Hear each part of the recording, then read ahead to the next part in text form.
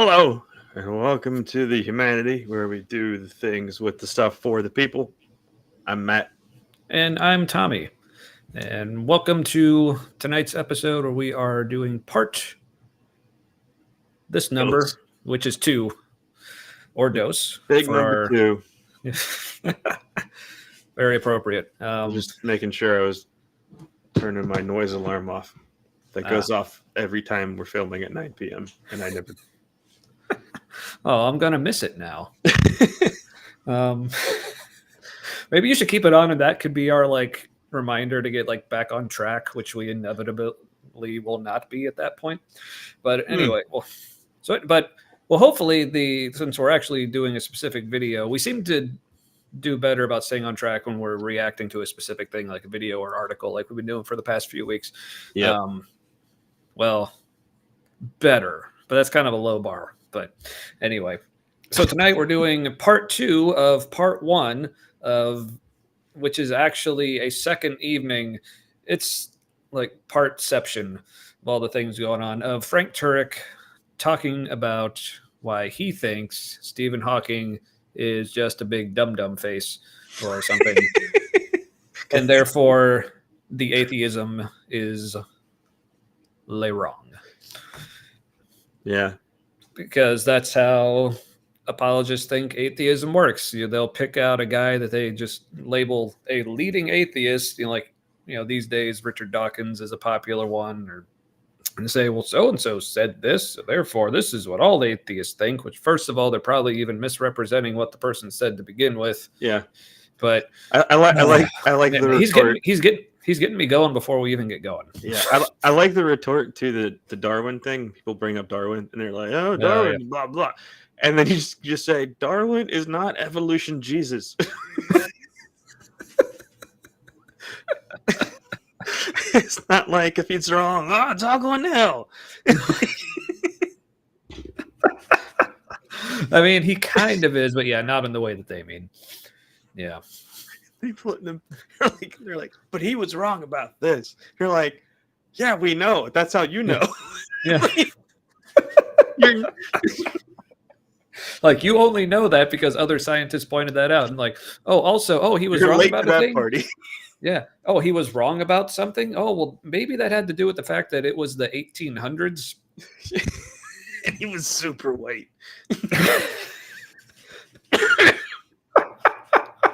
So anyway, but yeah, thanks for joining us again this evening. Sorry again for being a little late. We had some. I was having phone contract drama, which is always the best. Somehow our cell phone company managed to screw us without it being anyone's fault.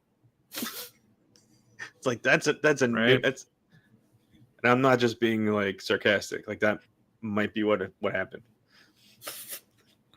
Because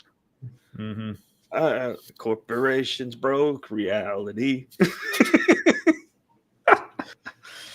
But yeah, but before we get to, because we figured, what better way to cheer Matt up than continuing to listen to Frank Turek. But before we get to that, figure let's do our usual. What you drinking there tonight, Matt? Okay, I've got Green Grunge IPA. It tastes like the green hoppy grunge that is in the bottom of like really, really good beers.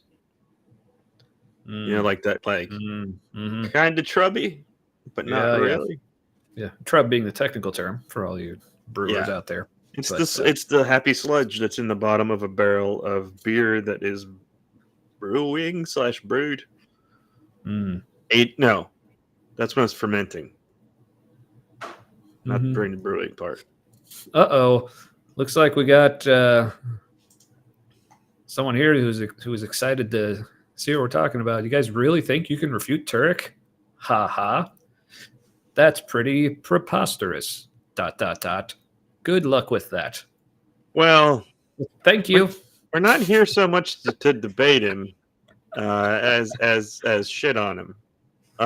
No, there will be some retorting, but other people have done that better than us. Yeah, and honestly, this is part 2. If you saw last week, in some cases he did a pretty good job of refuting himself. Yeah. So we just leave him to it. So all right, so that's what Matt's drinking.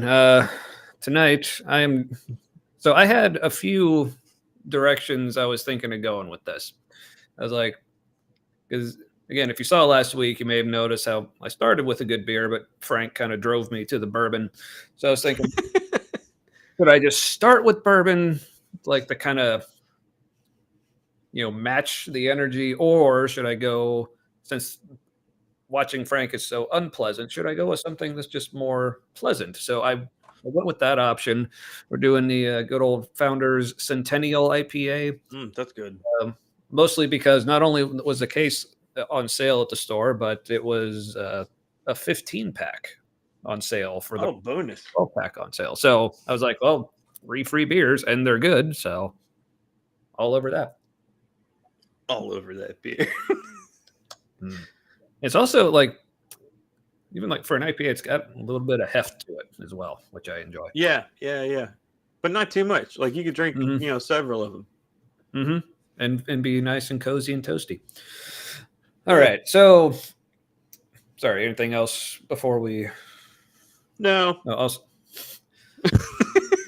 Also figured tonight, since hopefully to contrast with the unpleasantness, I was like, it's warm out, so I'm figuring going sleeveless, give the people what they want. So much skin.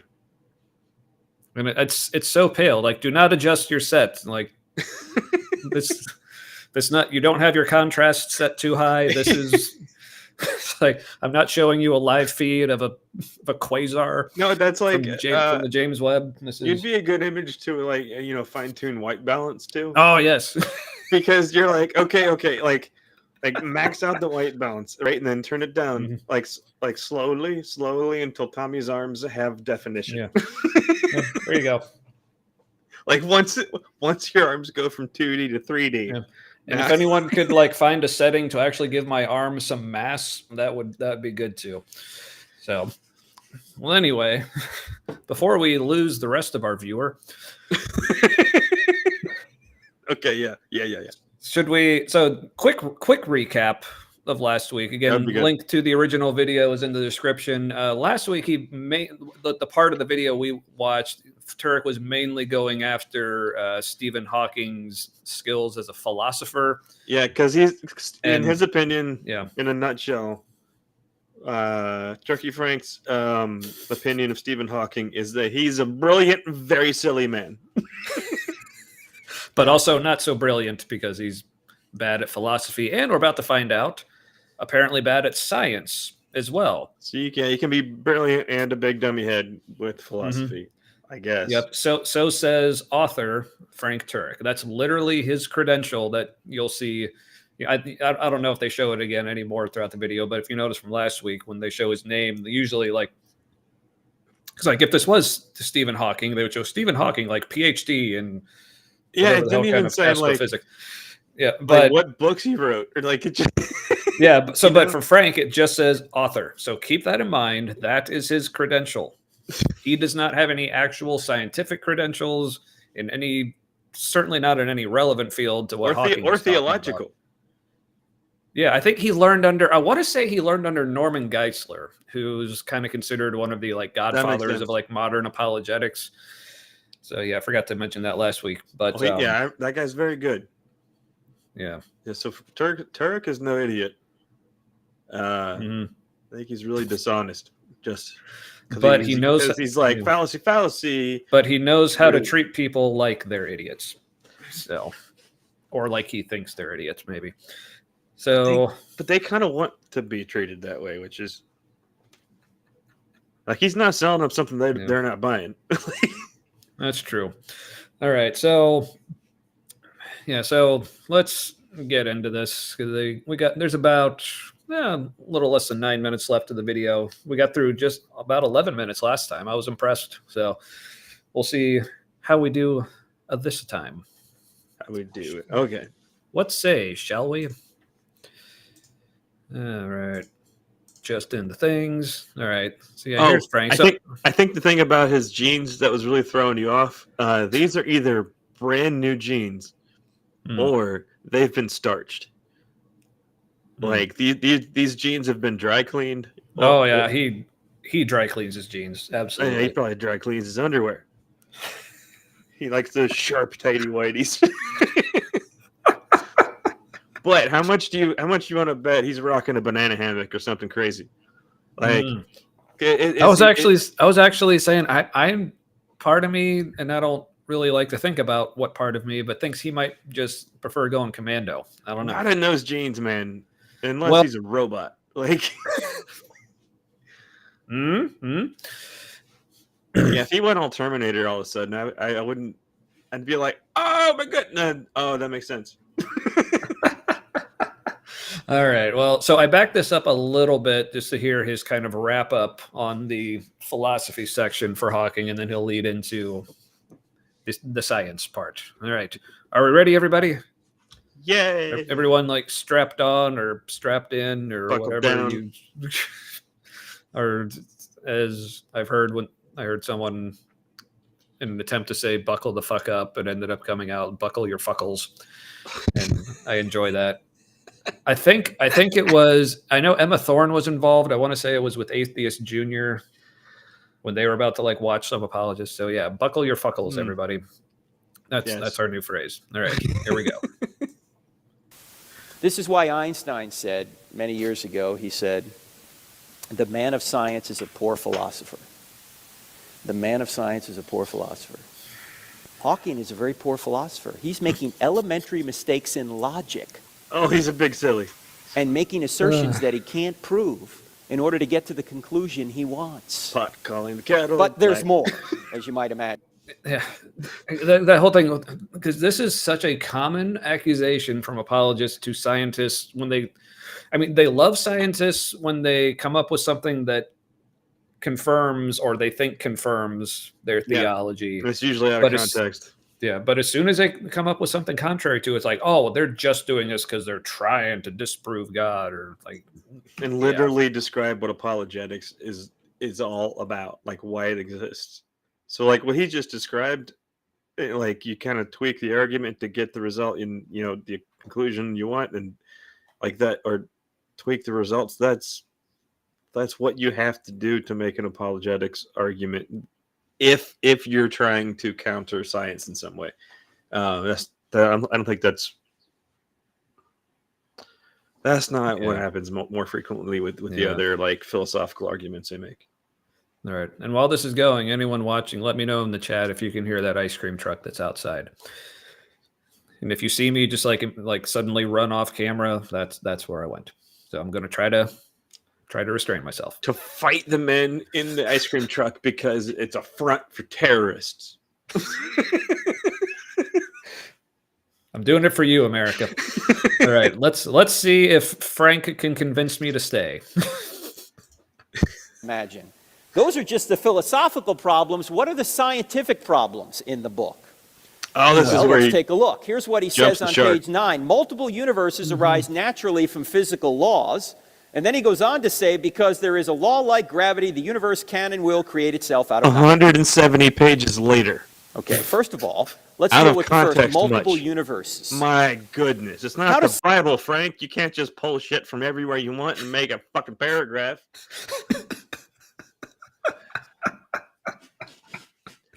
Tell us how you really feel, Matt. I was. Just look at him. Just look at him there in that. Oh yeah. Yeah. So I was like, explain to me why what you're saying is reasonable. Ooh, yeah. Maybe it's good you had that call beforehand. Yeah, use that energy. No, I was in person. Oh, in person. Yeah. I was a little high. So I'm sure I looked a little nuts. Well, good. I'm sure it helped. No, so I have residual flames on the side of my face. Yeah, I have residual flames right now. Yes. just heaving breaths. Yeah. Okay, Get off me. if anybody if anybody watching this in the future, no, whatever, hasn't seen Clue, stop what you're doing. You've missed part of the purpose of your life. You need to you need to go watch Clue, the movie. Yeah, look, even me as a nihilist thinks this is the purpose of your life. Like, if there's anything, it's Clue. So, all right. But yeah, Frank. I mean, just look at him in that smug pose I awkwardly paused him in, looking all. He looks pretty normal blurry. right now, though. Maybe I just can't see him as normal. Maybe that's my issue. Oh, well. All right, so let's hear how Stephen Hawking is wrong about his field of science, but author Frank Turek is actually super correct. Starting with multiverses. I'm sure this isn't going to go all kinds of wrong here. Let's back that up. Yeah, start small. I guess that's good. Yeah. Let's find out. Because there is a law like gravity, the universe can and will create itself out of nothing. Wait. Okay, Pause it. first of all, I just noticed something. He strung those together because it is the second part of a thought. He's set that up like the first sentence is Really, I didn't go is back the to this cause that second sentence is. You know what I'm saying? Oh yeah. He made it. He put that's extremely dishonest. Except that he put how far apart those sentences were in the book. Yeah. Yeah. I mean, at least he actually cited it. So that way, like, because here's the reason he probably was comfortable citing the pages like that being so far apart. Oh wait, no, because take back what I said about because it's part of that it's part of actually part of that second sentence. It's just it's not a because, but okay, it's still. But I mean, but he's still trying to connect the two. Sure. As a thing. So and he knows people's brains are going to hear because next and connect it to the first sentence without really thinking about it. Yeah. But because the thing is, like, you notice, even though he put the page numbers in there, even like showing how far apart they are, it's like, okay, well, what did he say in those, like, what's that, like 171 pages in between? Like, but he knows, like, his audience, they're not going to care how far apart it is. They're just going to notice, oh, see, look, he's citing his sources. That means he's correct. So, well, because that's how the Bible's used. Yeah. Oh yeah.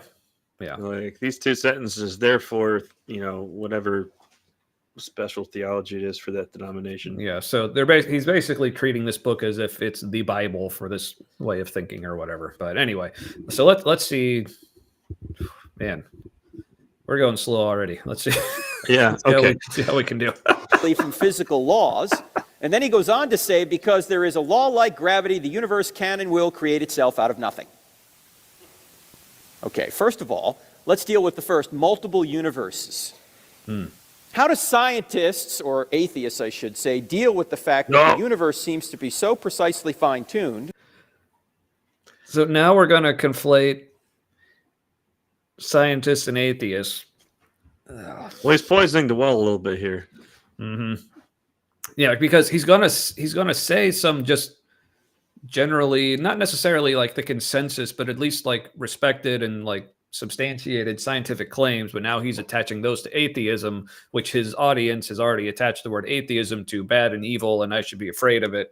And it's just wrong automatically because it has. And science is just science. There's Christians, Hindus, Jewish people who do science. It's not.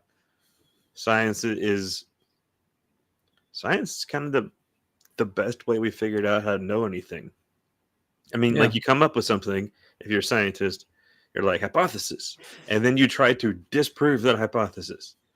Mm-hmm. And so, like, at no point in the scientific method is there a point where you're like, what do I want to happen? Right? Yeah. But again, the projection, it's strong with this one. Yeah, from Frank's end, is like, well, I make up things because I want something to be true. So that must be what they're doing. So, yeah. So let's hear what the atheists have to say about multiverses. That there must be a designer out there. How do they deal with that from an atheistic perspective? You know what their answer is? Their answer is, All right, let's. we I lack a belief in God. Yeah, let's. I just want to back that up because I've came in mid sentence. He was talking about the universe being so apparently fine tuned. I just want to make sure we got that. How do scientists, or atheists, I should say, deal with the fact that the universe seems to be so precisely fine tuned that there must be a designer out there? How do they deal with that from an atheistic perspective? You know what their answer is? Their answer is, we just happen to be in the universe that appears designed. Because wait, no, he paraphrased incorrectly. It's not that we happen to be in the universe that appears to be designed. It's that we would only occur in the universe that is set up for us to occur in. Yeah. So is that called the anthropic principle? I don't know. I think. That's like in that category of words where I hear it all the time, and I like it's been explained to me, and I can't wrap my head around it for some reason. And it's probably just that the sound of the words doesn't sound like that word that means that in my head. Because I've heard the anthropic principle explained, but it's one of those things, and people can look it up for themselves. But for me, my reaction to it is okay, I understand what you're saying. What I don't understand is why that's a principle. So I must not be understanding it properly. Yeah. So he's kind of taken a lot of the meaning here and rearranged the meaning, and so it's hard to say he's wrong, but he's definitely being misleading. Yeah, and I mean, because first of all, just to answer well, how do atheists? I mean, this isn't even necessarily just atheists, but how do you deal with the universe being so apparently fine-tuned? Is well, it's pretty easy to say, well, it's only apparently fine-tuned. I mean, and of course we as conscious sentient beings who are very us-centric would think, well, first of all, we just think that our existence is so special that any setup of reality to allow us to exist, that must be special too. And we all know that special things are designed. That is you're just taking so many leaps. Well, it's like saying isn't it great that pigs like to be in mud? I mean, because they live in mud. So it's good they like to be in it. They live in it because they like to be in it. It's not like it was forced on them. First A, then B. Yeah, and then because there's also the principle just because things naturally occur according to certain circumstances and in certain environments doesn't mean those circumstances and environments and conditions were actually designed for that thing to occur. It's like what I said last week about bread growing mold. Even though you tried to shit on my analogy, I still think it's a damn good one. I don't even remember. So my analogy was, is bread... So bread is very, very good at growing mold. Right. But that does not mean it was designed to grow mold. It just happens to be good at that. Okay, I think I know why I had a problem with it. It's because from a materialistic perspective where A then B then C, and so if you have A and B happening, well, then C happens next. So, so saying it was designed implies that there was some kind of outside entity or being or whatever, wanting it to happen, wanting it and working to make it happen. Right. But that moment, mold being able to grow, not mold being able to grow bread being able to grow mold really well, as if it was designed for that. It was designed for that by everything that happened before it. But everything that happened before it couldn't not make bread really good at growing mold. Well, maybe it would help if I added intelligently designed. to the analogy. Yeah. Because that's really what, like, because that's what Frank is talking about when he's talking about design. And that's really what I think is kind of implicit in the word design, is I think it kind of assumes some kind of intelligence behind it. Because then you have like people like Richard Dawkins, like he's one of the atheists who readily admits, he's like, yes, just looking at the universe and how things work, like, yes, like he can understand how someone can look at that and say it looks designed. So he like coined this term designoid. So he uses to refer to like organisms or objects or whatever things. Okay, this looks designed, but as we all know, our perceptions can fool us because it's part of our, again, nature and how we're wired is like we look for agency because evolutionarily speaking, that's been an advantage to our survival, is to assume agency in a lot of circumstances, whether or not it's there. So, and I think for the stuff that looks like the animals that are just like everything about them is perfect for what they're doing, or however they live their life or whatever. There's other animals that just are just really goofy and shouldn't have worked, like the giraffe, like getting a super long neck but without getting more muscular legs. Or you know what I mean, like, yeah, sorry, I'm just going to put Frank away here for a second. I mean, like the wind would blow a giraffe over, I think, with a big enough gust. I could be wrong at a sideways, I mean, with those spindly little legs. Yeah, right, that's what I'm saying.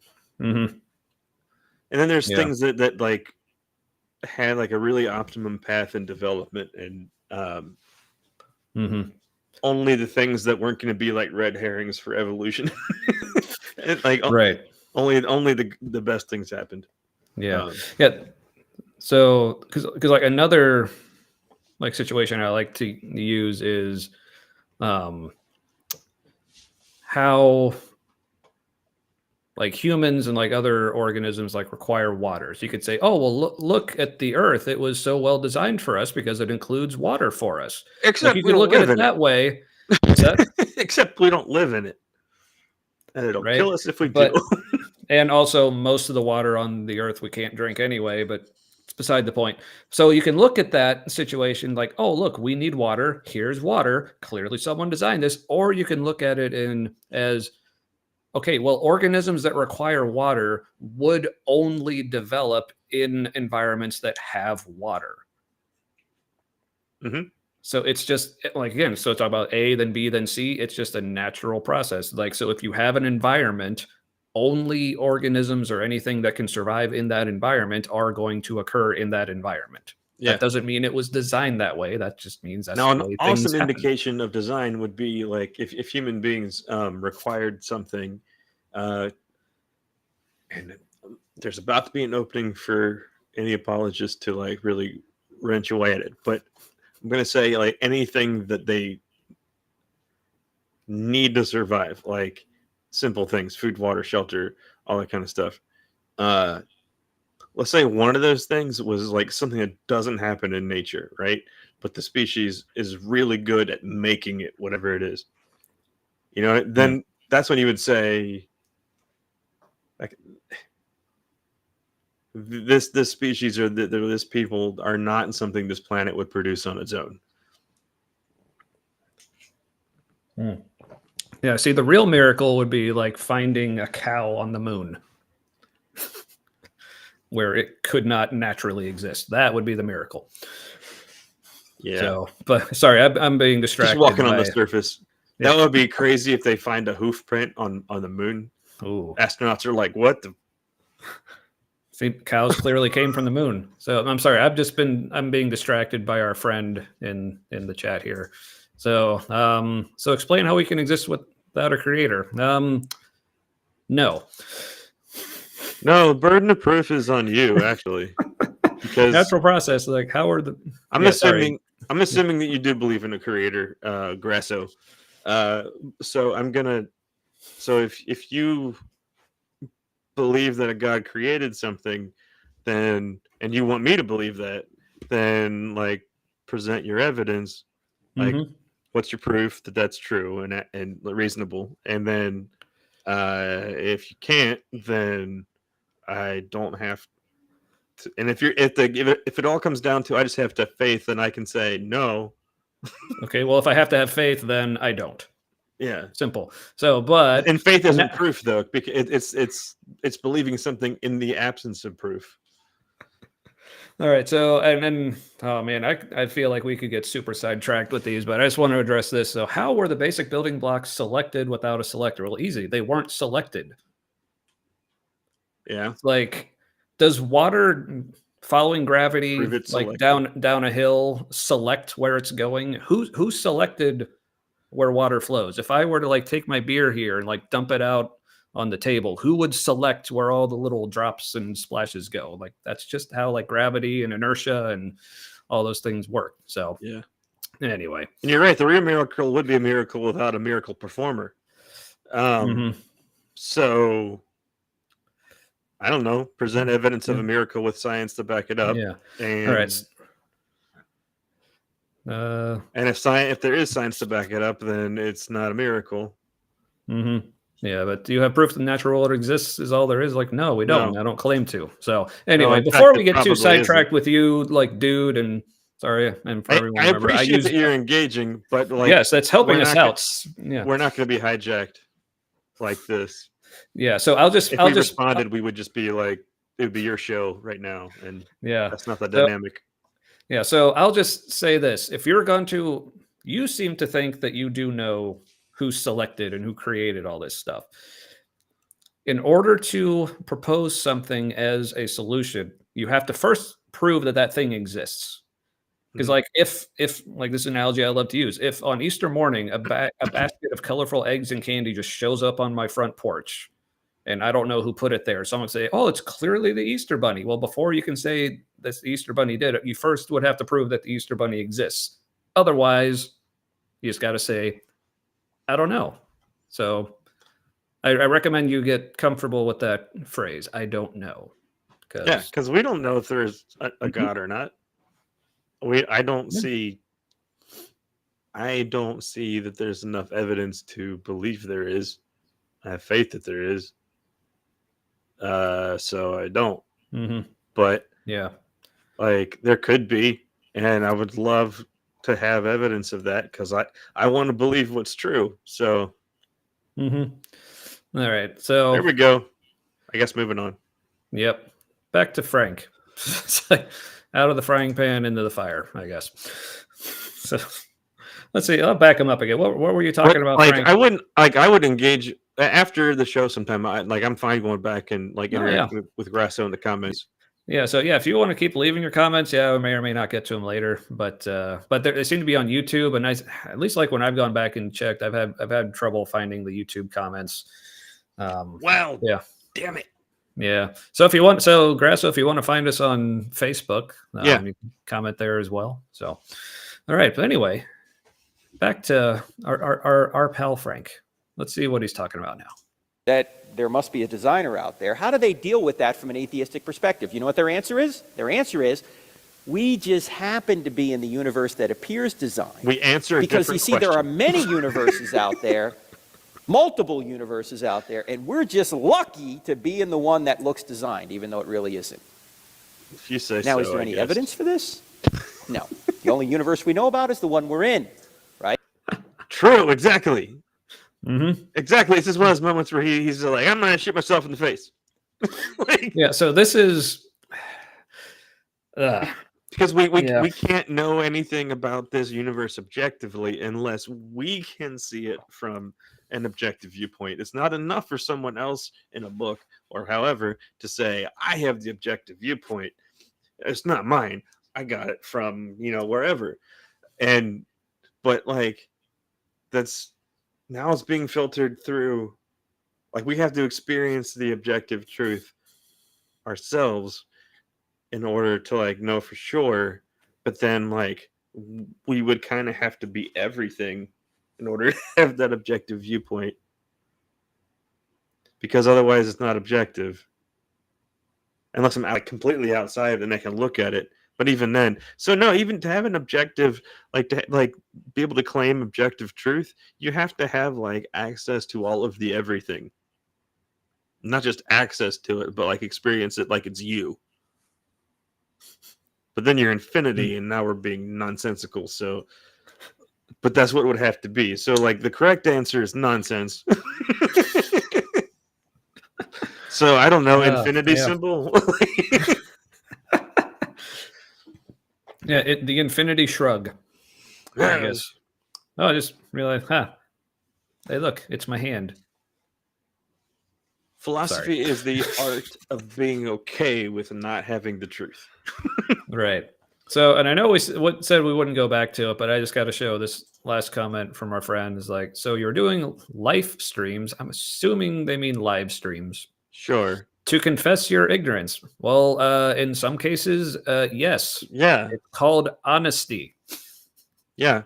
And there are plenty of things. If I'm ignorant, tell me the information. And not just assertions and because my book says so and like God must be this way and like just I want to believe what's true. I don't want to believe what's false. So right. If I'm ignorant, educate me. Yeah, and like I said, it's like yes, that's been a big part of our growth over the past few years is realizing all the things that we thought we used to know or we used to think that we knew. And we're like, oh, there's actually a lot that we're really ignorant of. But I actually do like the phrase life stream. We might call this a life stream now. That actually sounds cooler. So thank you, Grasso, for your contributions tonight, both like algorithm wise and interaction wise. That's really helping us out. But also, and I will say, new terminology. I love it. Yes, thank you. Thank you for that. And and for the laughs. And your accusatory tone, your tone of voice sounds way more like Satan in Job, or the serpent in the garden, or kind of like. And put Bible bad guy here. Like, well, yeah, because I mean, like Satan or Satan, like literally means accuser. So, I mean, I'm less inclined to believe you when you sound like the guy that you say you hate, and you also say is a liar. So, but like, I don't know truth. I'm all for truth. Just. It looks like he left anyway. The truthiest of truths. All the truthiness, yes. All right. Well, speaking of truthiness, isn't it convenient when we're like, we're not paying attention to you that much anymore. In fact, here's what the last time we will this whole time, and he's just like, out. It's like Jesus isn't important anymore, I guess. I guess we can just fuck off to hell for all he cares. Thanks a lot, man. All right. I swear he was jerking off the whole time. There's no evidence for it. This is just what is known as a metaphysical speculation about ultimate reality, which Hawking has just said doesn't matter. Oh yeah, just a speculation. Like as if scientists are like have no basis for like proposing these things. Like God, fuck, damn it, dude. No, but that's what you hate. He's just reinforcing what people like feel like they have to believe, because like I used to.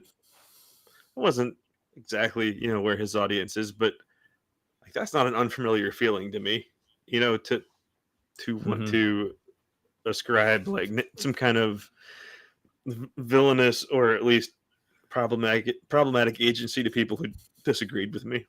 No, for sure. Yeah, I mean, but yeah. So, and he'll go on to this like with the multiverse theory, but this is something that he does like in this section of the video a few times, sometimes a little subtly, but it's definitely him like trying to make what he's talking about just sound absurd. Oh yeah, but it doesn't. It's just this tone of voice that's absurd. Yeah. Because like when pretty much like all the time, or at least most of the time when I've heard like apologists talking about the multiverse, they're like, multiverse, can you believe this? They think there are multiple universes. This is the only way they have to explain things. It's like, no.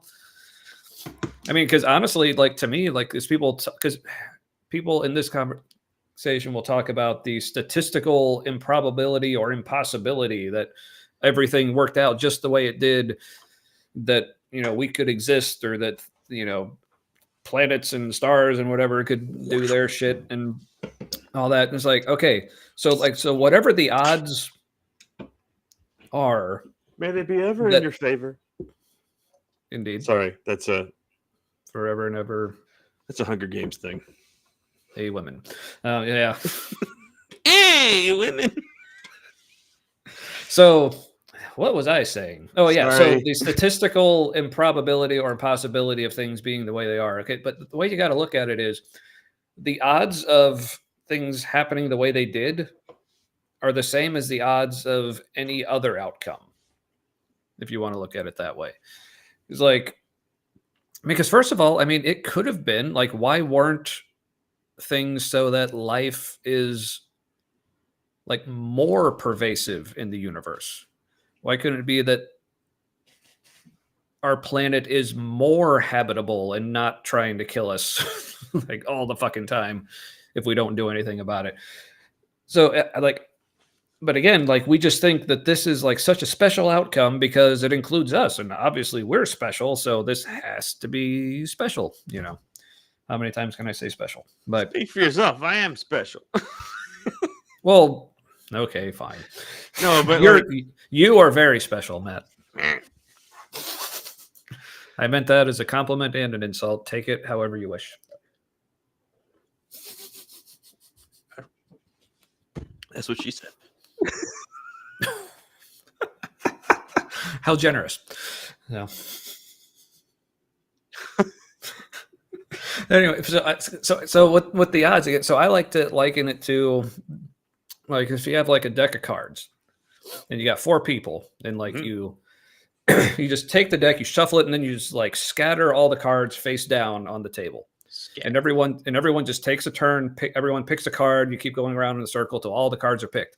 Then the odds are, what are the odds that every person each has an entire single suit of cards? Like one person picked all the spades, another person picked all the hearts. Like, what are the odds of that? You're like, oh, that's impossible. But thing is, like, the odds of that are the exact same as the odds of any other possible combination. But we only think it's special because of the pictures that are on one side of the card that we've assigned a certain value to. Now, if those people had picked those same cards that turned out to be like the same suit, if beforehand someone had like just painted like all the cards like green on that side, like just solid green, and everyone had picked those same cards, no one would think that was special, even though it's the same pieces of cardboard, if that makes sense.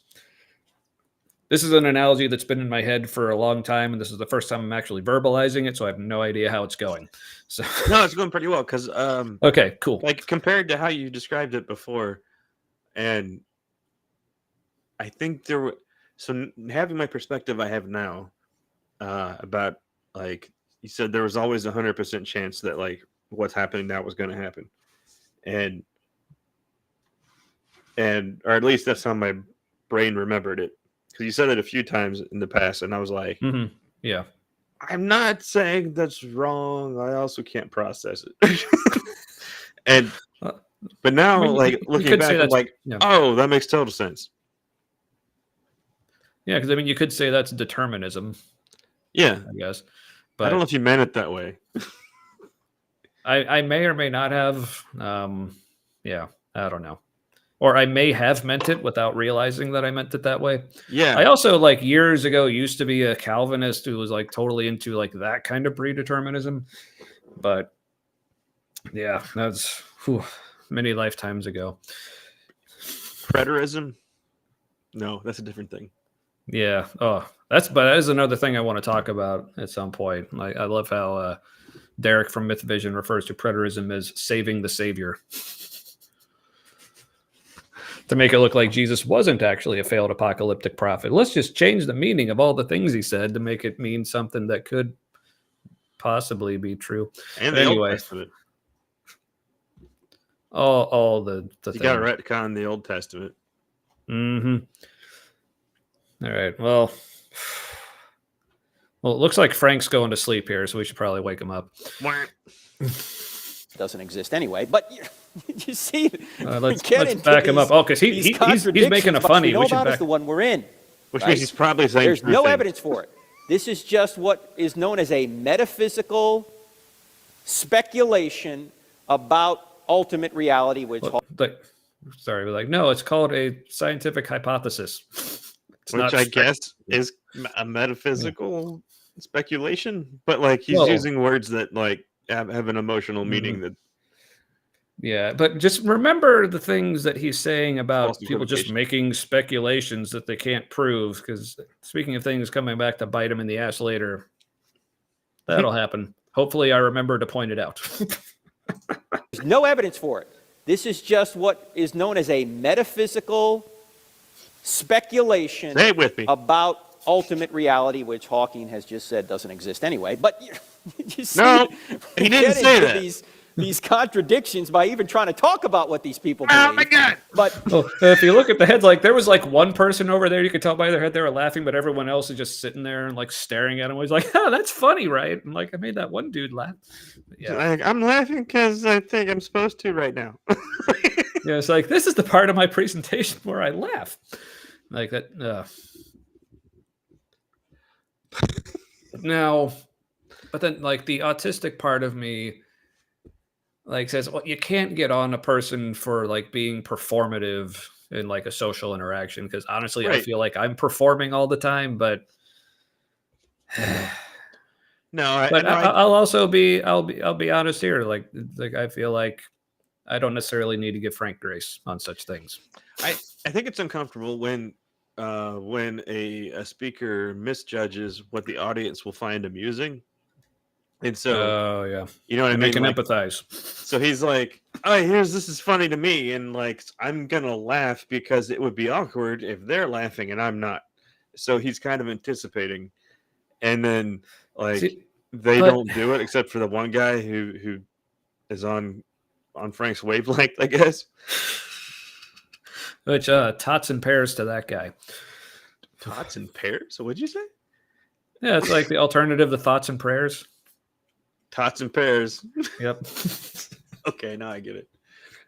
You haven't heard that? Oh, No, I feel like a trendsetter now.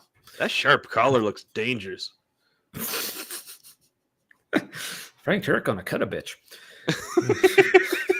That's why the guy was laughing. He's like, "I'm laughing, Frank. I'm laughing. Please don't cut." He's gonna Peaky Blinders some bitches with his shirt collar. You know what? You know what the Peaky Blinders did? They put razor blades. I do not, but I'm laughing anyway. Okay, like I do. They're called the Peaky Blinders because in there they had like this peak caps, like the newsboy caps, but they were gangsters. They used to be poor, so they wore those kind of hats. But in the brim, like in the seam, they would shove in razor blades, and you could barely see it, and they would pull it off, and that's what they would use to like hit people in the face with. See, I think that movie is where I see a lot of memes created from with Cillian Murphy, where they put his image from that movie on a quote that they want to make sound like a Killian. Sorry, they put that on a tough guy quote and turn it into a meme a lot of times, which usually comes across. It's a series. It's really good. I recommend it. Well, cool. I appreciate that, and we'll probably never watch it, but no, they put modern music in the past, like just after World War I kind of past. But it's like the perfect song for that moment. The acting's amazing. Well then, yeah, Cillian Murphy's he's quality. He's kind of a freak of nature. Speaking of quality, how many times am I going to like sarcastically and ironically transition us back to Frank? I don't know. That seems to be a drinking game. You're like, get her done. But then people would die. All right. Now that Frank's made us laugh.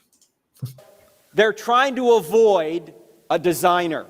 So he says multiple universes arise. Or we just don't see one. He says, gravity will create us.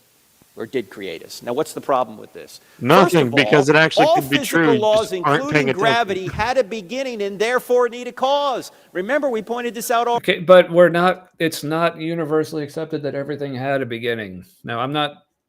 No, it's true. Yeah. Like the universe could be like just an expansion and a contraction over and over again. Or if we're in a black hole, it's an expansion that eventually does whatever black holes do, and they expand as far as they can. And we're not really even sure what happens because we could be in a black hole. Yeah. In which case, our cause is somewhere else, or somewhere when. Yeah. Someone else. Yeah. Someone else. But yeah, but also No, like God is that's- always someone else, someone else. You know, like maybe the goal is to like always chase God as far as God will go. Like, you know, like as far as you can pursue God. But you never find God. You just find everything else. Yep. And then you say, well, we never find God because that's the point, and that we never find God. And then that could get me onto another tangent. So I need to stop before I go there. But with the, with the whole like things needing a cause, like, but that's something else, at least from my, again, extremely layman understanding of such things. Like, you know, as much shit as I want to give Frank for his credential of author, like if I have my name under there, like wouldn't even have author. So Tommy, the Tommiest of Tommies. Yep. Mm-hmm. Yes, it would literally just be Tommy, and underneath it says Tommy. But that would be great.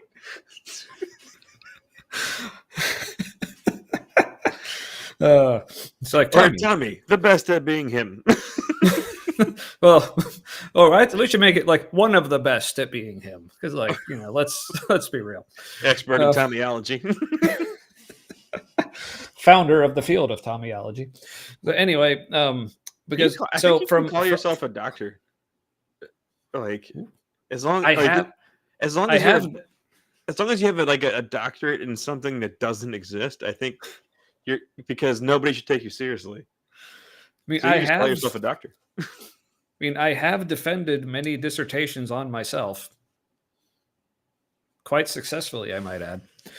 But anyway, so with my Tommy level understanding of such things as quantum physics, like from what I understand, they're discovering it's entirely possible that causes could actually come after the effects. So like you have an effect and then its cause happens. So because remember, folks, time is weird. I was talking to ChatGPT one time, and I asked, like, is it possible that we're experiencing time in reverse, and what we think is the correct order of time is actually like backwards? We're experiencing the opposite. And so, what ChatGPT told me was that all of the equations that would make that possible to be a reality, it turns out that all of those equations work if you change all of the variables to negative that you would have to for it to be true, and the math still works. I think there were like 3 different variables, and if you like put in a negative number in place of all those, the math will still work and still give you an answer without breaking any of the math or any of the laws of physics. And so it's possible that maybe there's like a mirror universe, and the universe is expanding and contracting at the same time. So like,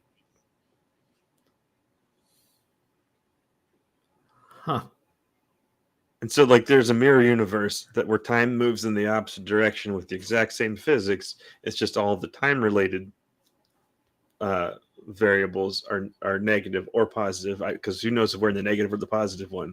We wouldn't even be able to know, because the math still works whether you put a negative or positive in front of these numbers. And so like it's kind of arbitrary. We could be in the negative progression of time, but like we'll use positive in this place because we think it's positive, and hey, the math will still work. And be like, oh, it's proof that we're in, you know, this is the way time is supposed to move. And it could just be that like we couldn't know. So yeah, time is definitely something I'm been like super fascinated by, like, you know, just the concept of it and like what we're understanding about it. One way I've heard it explained is like time, and again, this I could be completely butchering it. I encourage people like look this stuff up, but I've heard like different like scientists like relating time to entropy. Like, I don't know if they said like basically time is basically like a function of entropy, or basically just the arrow of time follows entropy. And so that like, that's why our perception of time is moving in a certain direction, because it's just following entropy. Mm-hmm. But I wonder if it's something like, because this is also something I've heard, or at least similarly put, and again, in ways I don't really understand, and is that like the past, present, and future, like they all exist like basically at the same time. Yeah. But we experience things in a certain order. So it's almost like if It's like consciousness has a flow and time doesn't. yeah, and I guess we just assume. Well, I guess that just kind of blew my mind a little bit. Like we think time flows, but our consciousness flows.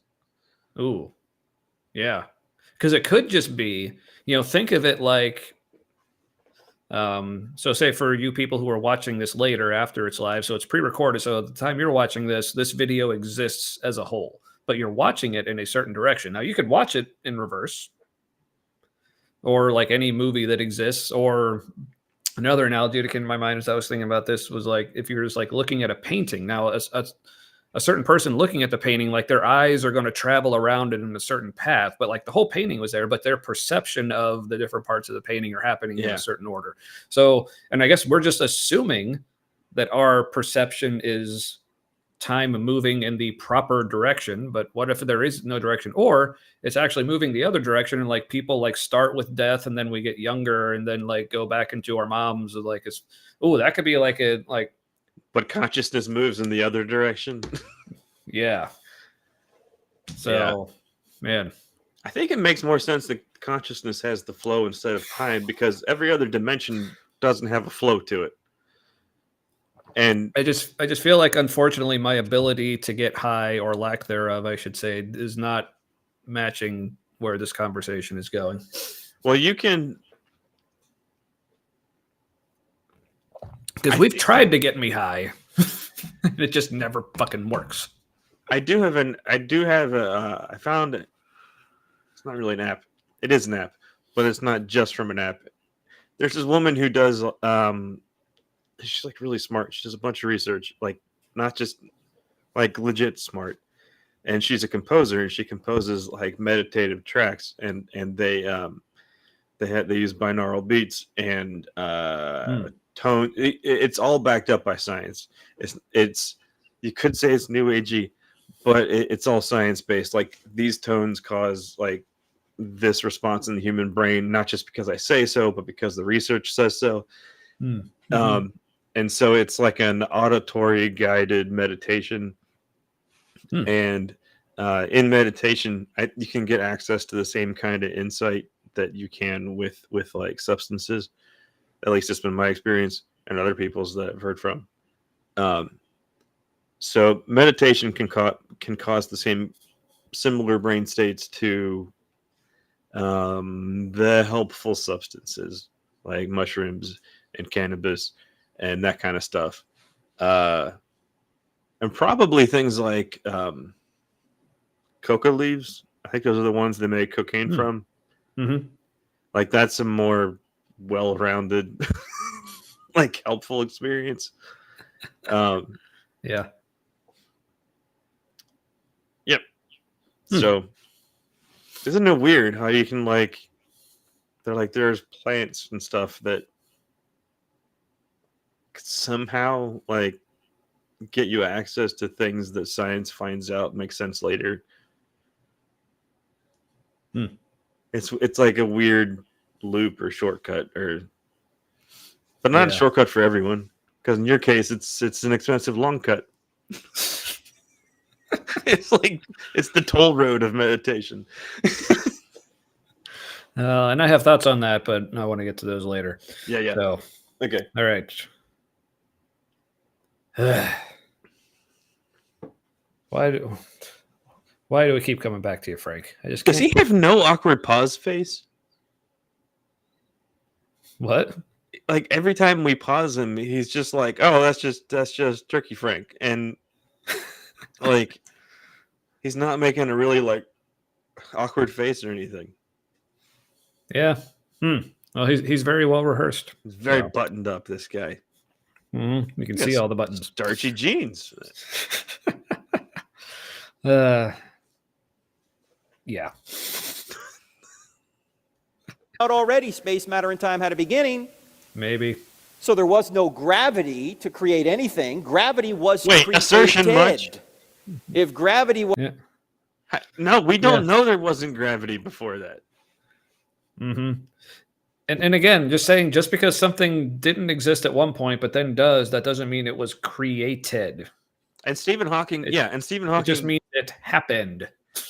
He wouldn't say if the math wasn't looking like it was going to work. Stephen Hawking wouldn't have said anything about like gravity causing the universe to exist, and maybe just because gravity is a fundamental law of existence, that like it can't not create something if there's energy involved. I don't know what he said for sure, but he's not going to say that and propose it unless it looks currently the math is pointing in that direction. And so for him to say, and we knew no gravity before there was things, and we're like, gravity is not a physical thing, Frank. Yeah. Because so the way he's talking about this book just completely smacks of, I read this so you don't have to. Because I guarantee, because I haven't even read kind of this says that at one point, like it's like you don't have to be afraid of this or whatever he said. He'll get to that. And I definitely want to talk about that too. But because I haven't read this book either, but knowing what I know of Stephen Hawking and just like, especially well-respected scientists in general, like when it comes to things like this, they don't just make speculation about things that they want to be true. If they say something, they don't get to where they are by doing that. Especially to the point where he's putting this in a book. Like, he wouldn't be saying that shit unless he had a reason to. And I'm sure in the book he laid out the reasons, but Frank skipped over that part and is just like picking out little parts to tell his audience, well, here's the only parts that you need to know, i.e. the only parts that I feel comfortable telling you so that you'll still agree with me that this guy's full of shit, because I'm cutting out all the parts where he actually explains in detail what, but yeah. And here's the whole thing. Here's a part of that this is true for theology and theologists also. If he's putting out this book that like Frank is able to read and understand, that means that there is a much more technical book or collection of journals or a publication in a journal that has already been established, and the scientific community is already working with it, and like professionals like Stephen Hawking or high-end theologists like Greg Boyd, high-end meaning like willing to be wrong to a point. Yeah, in his case. I was curious what you meant by high-end in that sense, but yeah, that makes sense. Yeah, and the technical college course level book that was like, it's like $200 to buy or some shit. Like that one is written first because that's their bread and butter. That's like why they do what they do. That's what they're into. And then something accessible for people who don't have a high-end physics degree, like, are able to make sense of. And that's what Frank is reading and like talking about it like this is the best he's got. No, dummy, he's dumbed this down so the regulars and it's so still all the over normies your can head. understand it, and like normies, us included. You know, like and we appreciate that, Stephen. Like this is not a scientific paper. Don't treat it like one, and neither is the Bible, which is why what you're doing with this book doesn't work for that one either. Yeah. So he's dumbing it down. It's still over Frank's head. Now, admittedly, like I said, I haven't read the book. I'm sure a lot of it's over my head too, but I'm not the one getting up in front of people trying to tell them why it's dumb and ridiculous and wrong and it's elementary level. But you assume it's because you don't understand, and that's why it's over your head. You don't assume that like it's over my head, therefore it's stupid. Right? Yeah. Yeah, so like Frank is like, it's over my head. That must mean that like in Frank's worldview, it's almost like this is over my head. That must mean I'm above it somehow. I really think conservatives and like really religious people are in like the stage 1 of the Dunning-Kruger effect, where they're like they don't know what they don't know and think they know a lot. But they don't even know what a lot means. You know what I mean? Because they don't know if they don't know. Right. Yeah. All right. Well, speaking of not knowing things, this guy. See, I'm still full of all the hilarious transitions. Turkey Frank, the worst of all the Franks. Where's the beef, Frank? Gravity was created, Ah! and gravity couldn't create us. And one wonders how gravity could create Hold us on. anyway. Hold on. Gravity is an hold on. impersonal force created. Sorry.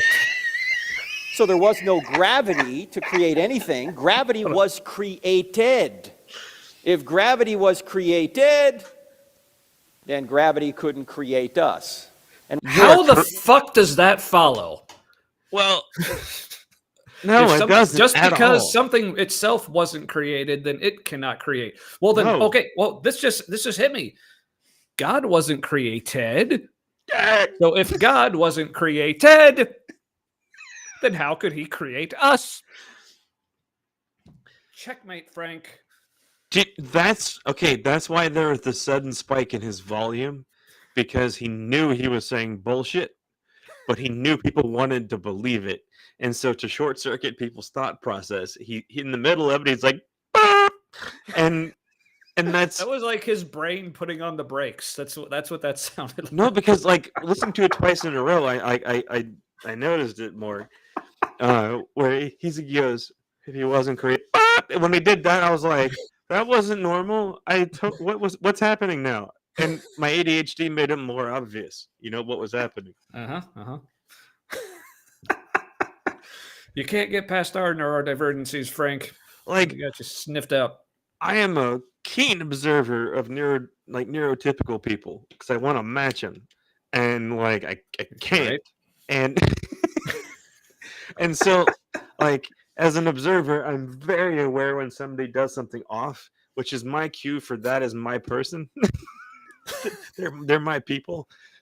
This So is why once- this is why we get along so well. So when somebody who presents as neurotypical does something that like an obviously autistic person would do, where they're like volume and pitch escalate on this one syllable for no fucking reason, like when a neurotypical guy does that, you're like, that was intentional. There's no way it wasn't, because those fuckers don't do that.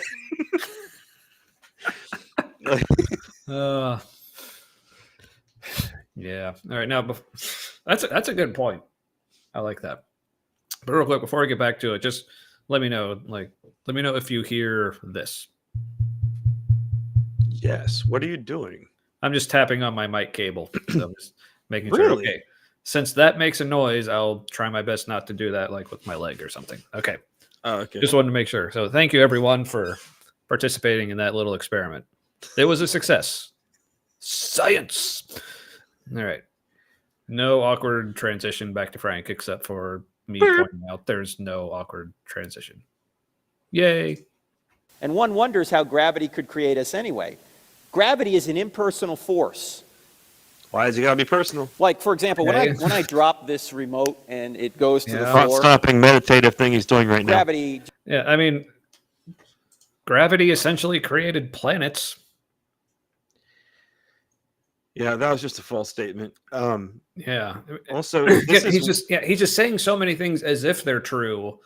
So people are like, oh, like even if it's not something that is like commonly known, he's just saying it so matter of factly, like, oh, gravity can't create things because it's impersonal. Everyone's like, oh yeah, that's true. It's like, no, it's fucking not. That does not follow. and why it doesn't need to be personal to create things. Also, this thing he's doing where he's throwing this into his hand over and over again, and his tone gets more measured. Like, I'm not sure what he's trying to do here, but like he's trying to do something. Yeah, well, he's doing a little like analogy or metaphor, or some kind of illustration. Illustration, that's the word. It just feels creepy. Let's hear him out.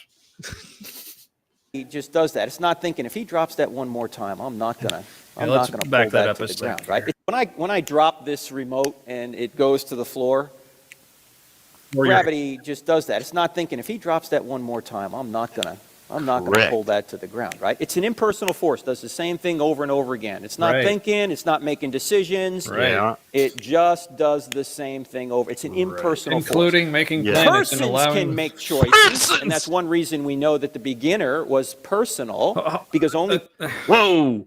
See, he just said some bullshit. That's why he went. "Ah!" Yeah, like so. Let's hear that statement again.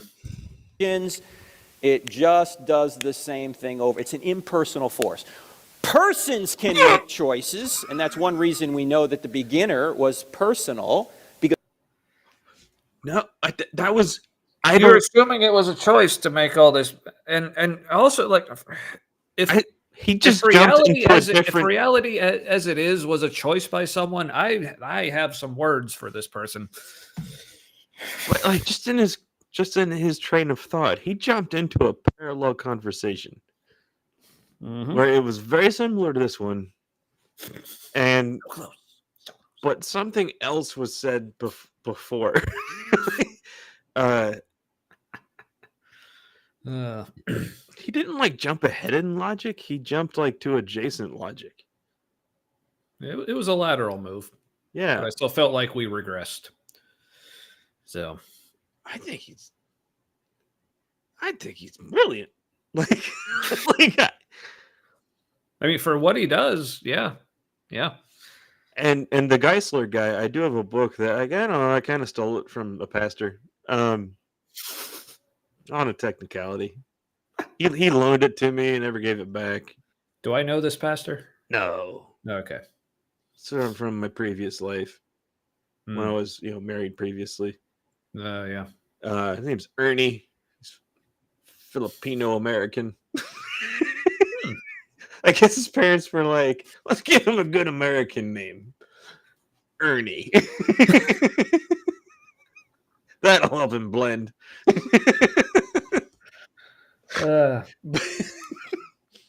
No, but it's like the book is called When Skeptics Ask, and I did read it a long time ago. I want to read it again. Might as well because I have it and I stole it. Oh. So it was by Norman Geisler? Yeah. You said? Okay. Yeah. And I remember being very smooth, and I was like, I remember at the time being like, this feels like bullshit. I also want to believe it. And so I'm like, is it true then? But like it was more like it felt like bullshit. It was my brain at the time, like because I didn't, I'd been trained to ignore logical fallacies and bias and cognitive distortions and all that. Trained through church because that's what works best for churches, not because they're doing it on purpose, except for Kenneth Copeland, because that guy is a goblin. I think he's the only one trying to do things on purpose. I can't argue with you on that. He's doing the nasty nefarious on purpose. That's it. That's his goblin name, Nasty Nefarious. Nasty McNefarious. I like it. Let it be written. So let it be done. All right. Well, Frank's looking at us like, can we get back to this, please? He's like, this fucking guy. That's what he's doing. Because only persons can choose to create, but impersonal forces make no choices. They just do the same thing over and over again. Right. And it leads to all So this to go shit, from a state of non-existence to a state of creation, you have to make a choice. You're assuming there's somebody to make a choice. And like, no, you don't. We don't. Maybe I should have gone for the bourbon instead of another beer, but look, I'm sticking with my choices. Maybe someone had to make a choice. However, we have seen no evidence in science up to this point that there's any kind of choice happening. Even in the human brain, when there's choice, you can always trace it back to something before it, this, then this, then this. And no.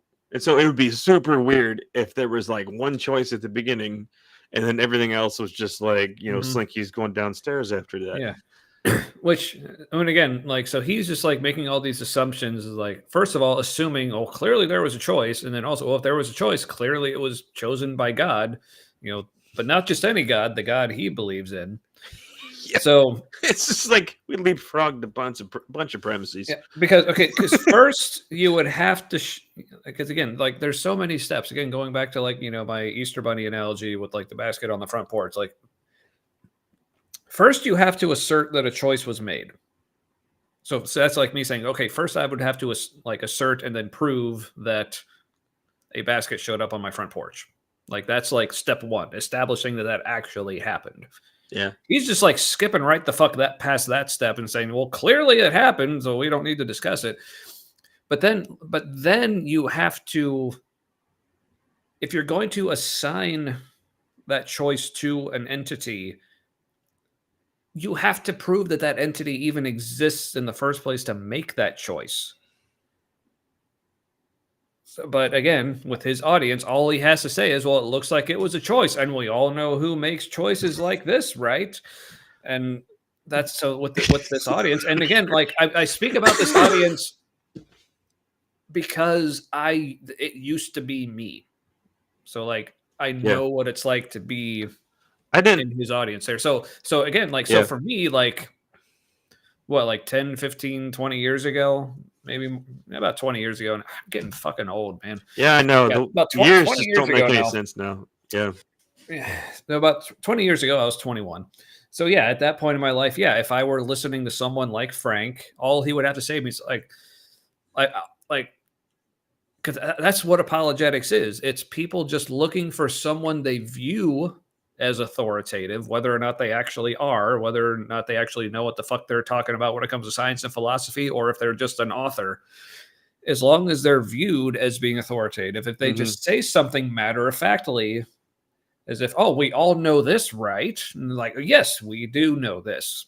So yeah, it's like he says there was a decision made, and we all know who makes the decision to like start everything off. Like, oh, that's God. There's your proof. I can sleep at night now. So here's where apologists come in, I think, and just based on my experience, when I got into apologetics, like, you get into apologetics when you realize the Bible isn't enough for you. Yeah. And so you're like, I need another authority to make me feel comfortable with this authority. And so that's all you're looking for. You're not looking for the truth, because if the truth is totally different than what you're comfortable with, then like, I don't want that truth. That scares me. It could be like, because what if it's right? If it's right, then everything falls apart. Except if you didn't grow up with that kind of framework, like I didn't exactly, grip a Catholic, but not. And you have a before time to refer back to and be like, well, okay, I didn't have all these like Jesus-y coping mechanisms back then, but I wasn't just a puddle of mush on the floor, like unable to exist as anything. So I don't really need this. But once you kind of are like reprogrammed and you have all these religion-specific ways of coping with life, you kind of forget how you ever coped before, and so like losing those coping mechanisms, it feels like nothingness,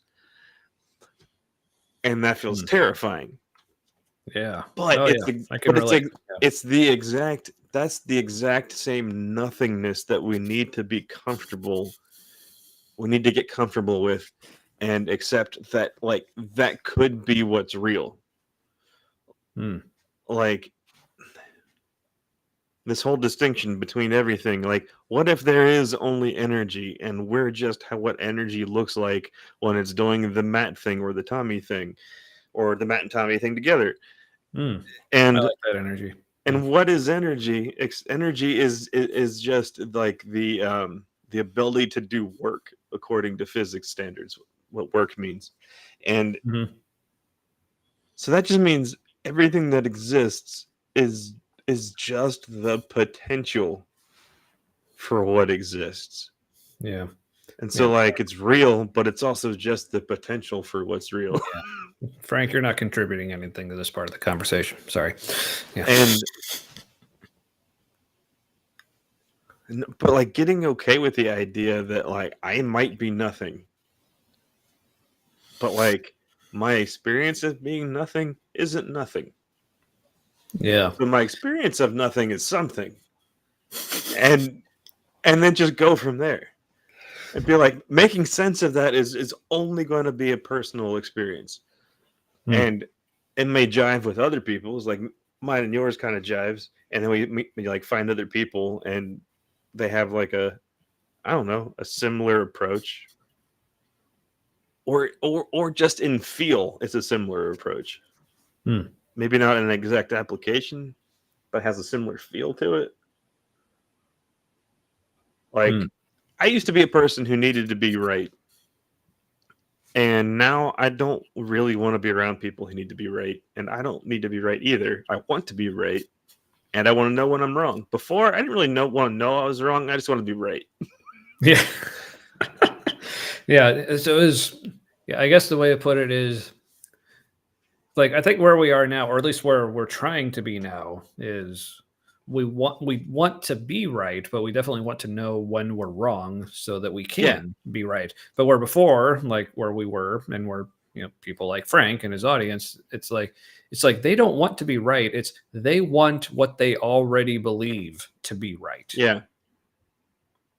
And they'll like, again, this is why, and again, speaking for myself from experience, this is why we would take any explanation that reinforced what we already believed to be right. Yeah. Yeah. And I don't need somebody like Grasso. Like, I don't need somebody to belittle me for being wrong. It's like, I know I'm wrong about something. Just tell me what I'm wrong about. Like, don't just belittle me for being wrong and then run away. Like, if the truth is so amazing, just tell me the truth, and I should be convinced.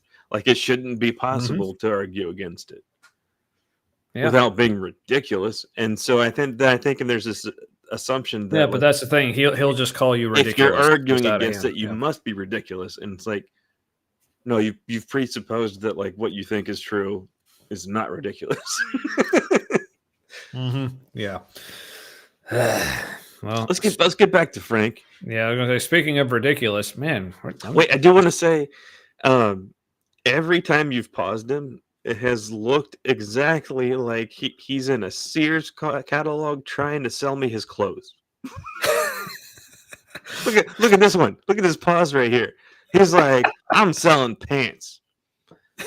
And I don't know if it's a selling point there's a woman's head in front of his crotch, or. I think we've left him on this frame too long. I think he's enjoying it too much. Oh, all right, dude, this is perfectly inappropriate. Because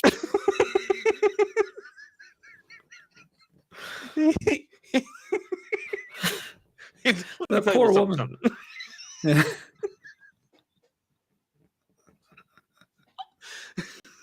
Which, okay, I don't know. Okay, this is a thought that just entered my head. I have no idea if it's good or bad.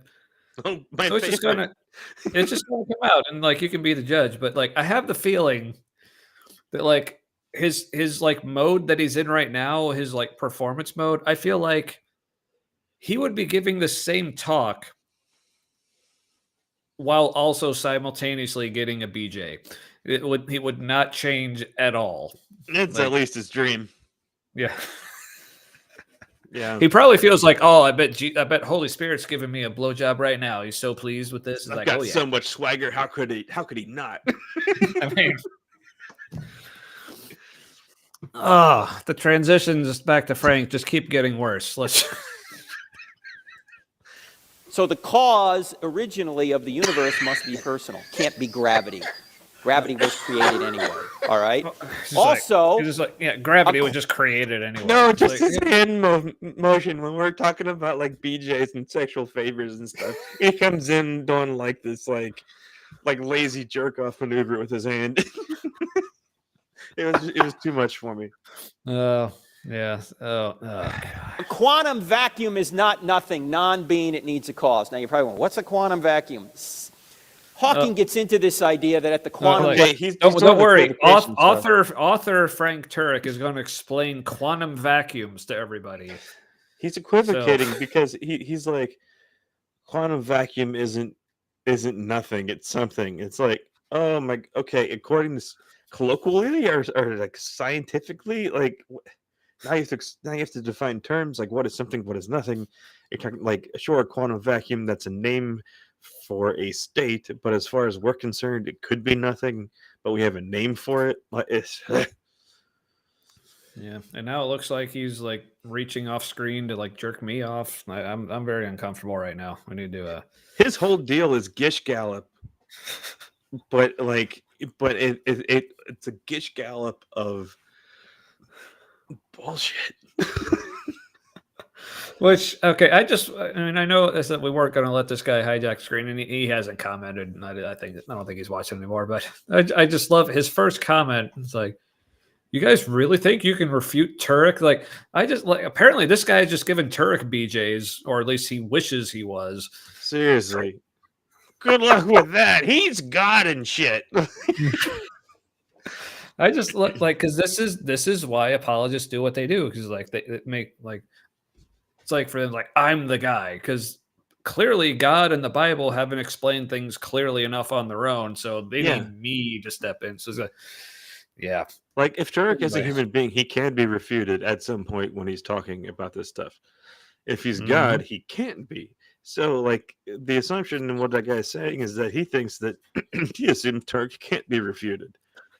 It's like, well, are you saying he's perfect? Like, yeah. See, and now Frank's looking at us like, dude, shut the fuck up. Let me keep talking. It's like, calm down, little bitches.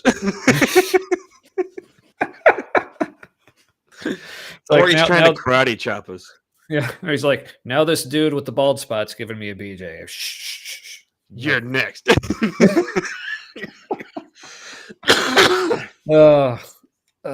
Man, this has been a slog. Let's level. That's the very small level, subatomic particles. Quantum it level, might be the case that things pop into existence out of nothing. Well, if that's the case, maybe the whole universe popped into existence out of nothing. Yep. Because in a quantum vacuum, it's possible that things can pop into existence out of nothing. At least that's one interpretation of the quantum level. The real answer to that, of course, is that's only one interpretation of the quantum level. There are at least 10 different interpretations, and nobody knows which one is right. Because science. That's not an answer to it. That's just a description of the situation. Right. Doesn't mean anything you said describing the quantum vacuum is false or ridiculous. You've just described what's happening. Yeah, so it's like, isn't it ridiculous? Human beings don't know everything about everything. Like, yeah. No. So to him, because to him, like he said, that's an adequate answer, as in a defeater is what he really means by it. It's like, yeah. Now tell me how many different versions of Christianity there are, Frank. And how? Well, there's one right know... one, Tommy, and there's a lot of wrong ones. Yeah, but which one? Well, clearly it's Frank Turek's. That's true. He does have the freshly like dry clean and starched jeans, so that lends to credibilities. I don't know if I want to draw attention, but he doesn't. There's an unflattering inward crease on his jeans. Are you saying Frank has a camel toe? No, I'm saying there's. I think maybe he starches his jeans so that the crotch area doesn't collapse as obviously. Because I'm saying that Frank has a camel toe. Camel toe? It's more like a camel nose. Isn't that like the Joe Camel thing? Like his nose looked like a penis and balls all smashed together. Yeah. It's like it was for kids. And also his nose looks like genitalia.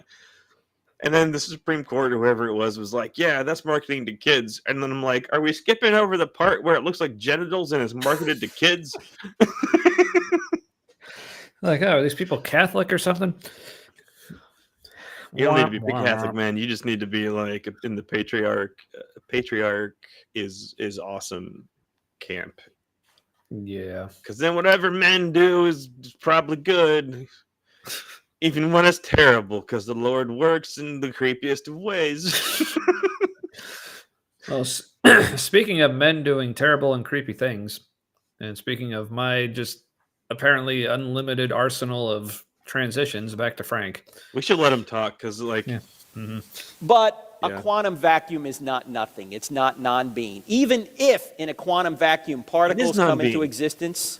without a cause, at least a cause we can identify. So, and this goes back to the whole like It is colloquial non-being. use of a word and scientific use, because it's as if he's telling Stephen Hawking he doesn't know what he means when he uses the word nothing.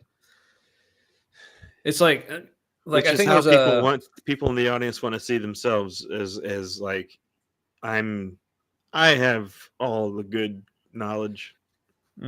Yeah, because here's like the mindset that I try to take when I'm listening to someone who is an expert in their field, and they like use a phrase or a word or like express an idea that to me it's like, well, that doesn't make sense. He sounds like he doesn't know what he's talking about. Like, I have to assume, okay, since he's the expert in this field and I'm not, maybe there's something I'm missing. Or maybe there's something that he really means by that I don't understand. But no, apparently Frank just feels like, oh, he says something that doesn't make sense to me. Clearly, he's the one who's dumb. Like, But Tommy, if your book has all of the answers to the questions that could ever be asked about anything, including the things that are never mentioned in there, then like everyone else is being the big silly.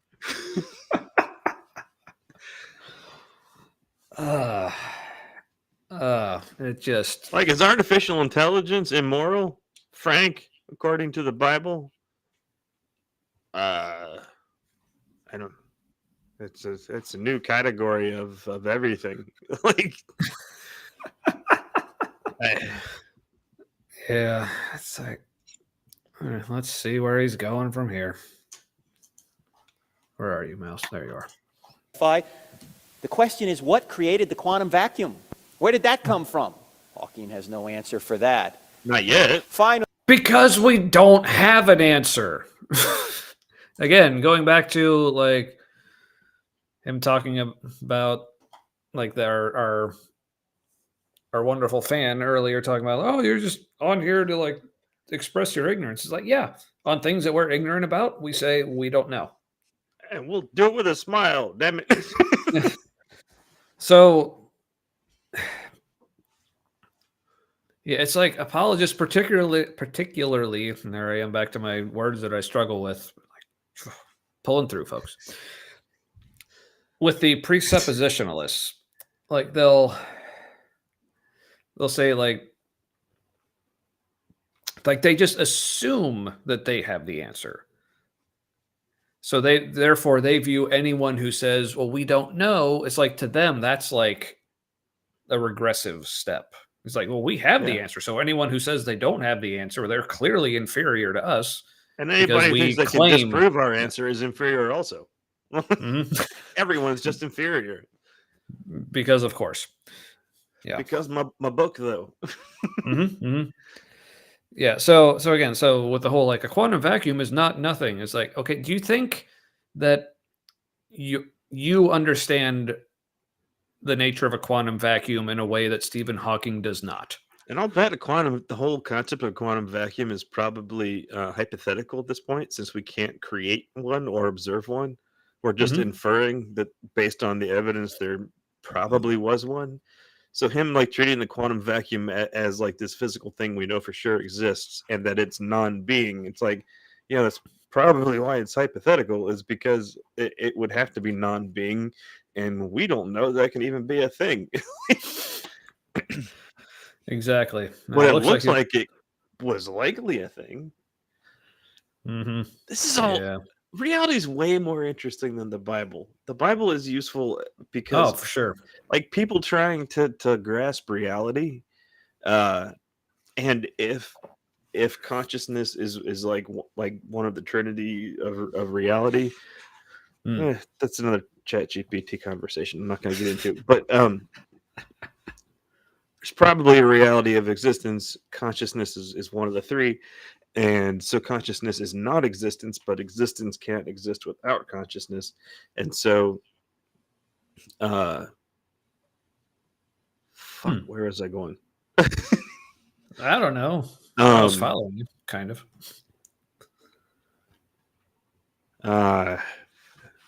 damn it, I'm gonna watch this probably later and be like, you were gonna say this, and that was great, and you didn't. Yeah, we'll just leave a comment later, and then we'll Yeah. respond to that too. So, stories in the Bible. Like, I think when we get more and more scientific answers, there's going to be Mhm. metaphorical stuff that, like, on a consciousness level, humans put into the Bible in particular stories, because like we got it on like an intuitive consciousness level, but like deep brain kind of stuff, but our more like frontal lobe conscious grasping of it, we didn't have the nuts and bolts of it, but we had metaphors that were like, oh, I'm already seeing it now when I learn stuff and look back in there and I'm like, oh, it's a damn good metaphor for that thing. Like, that really helps me understand that concept. It's like, man, that's crazy that we kind of got it, but didn't. Like, we didn't know we got it. And it makes sense that like the scientifically real stuff is just going to repeat in reality and existence.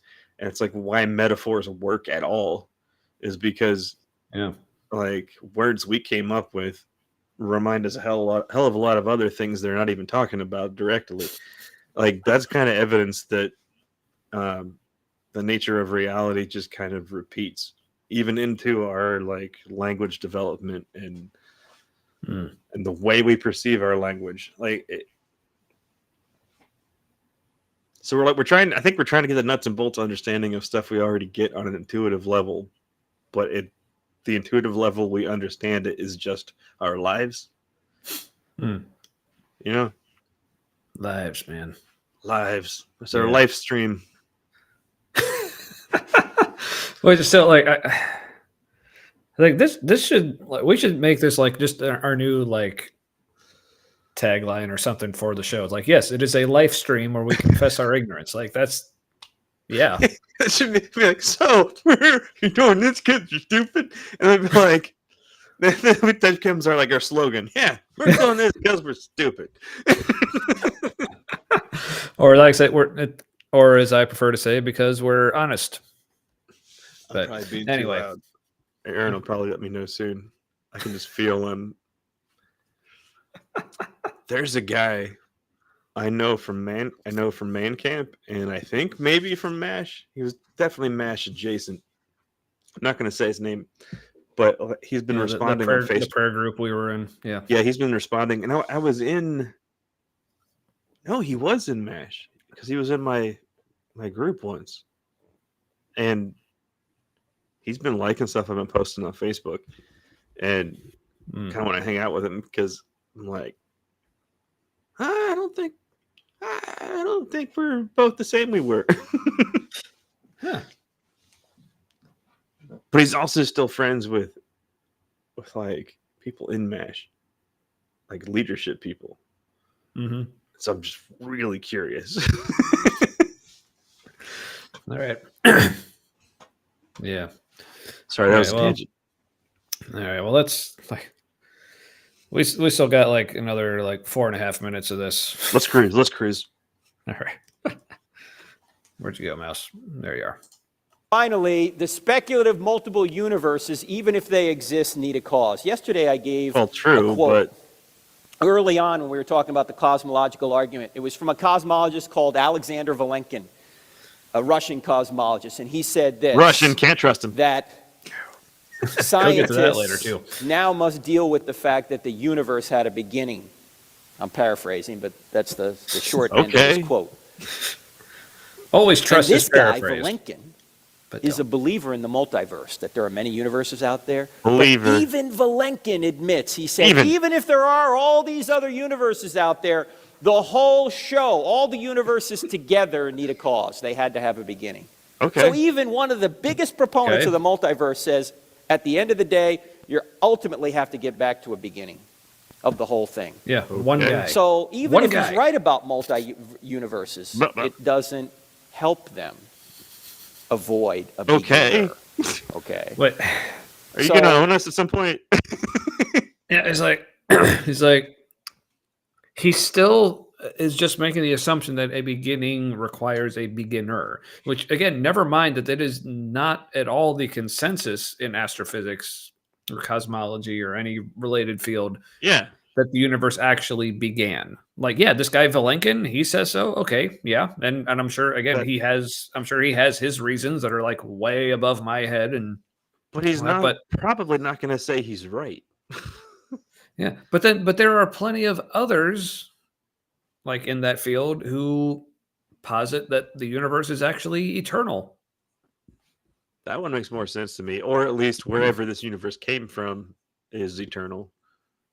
Yeah, or whatever the cause was, it just keeps, because again, this is like speaking in terms of time, which again we just kind of assume time is fundamental, but it might actually not be. It may itself be an emergent property of various other things. So and our idea of Yeah. beginning is limited to our understanding of 3 dimensions, our experience of 4, including time, and like so the like beginning, having a beginning,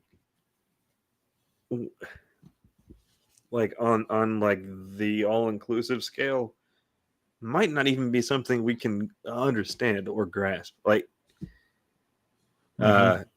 Yeah. and so it might just be nonsense. Like from our perspective, we may find that the unit like this universe had a beginning, but that doesn't mean that everything had a beginning. It could be that doesn't even because that's a linear kind of thing. If all that is has always just has always just existed, like that doesn't make any sense to us because we only know things that like had a starting point. But that doesn't mean that Right. like starting points are like, the whole idea of starting ending could just be like an artifact of having a finite existence. Yeah. And no, everything's always been everything, doing all the things all the time.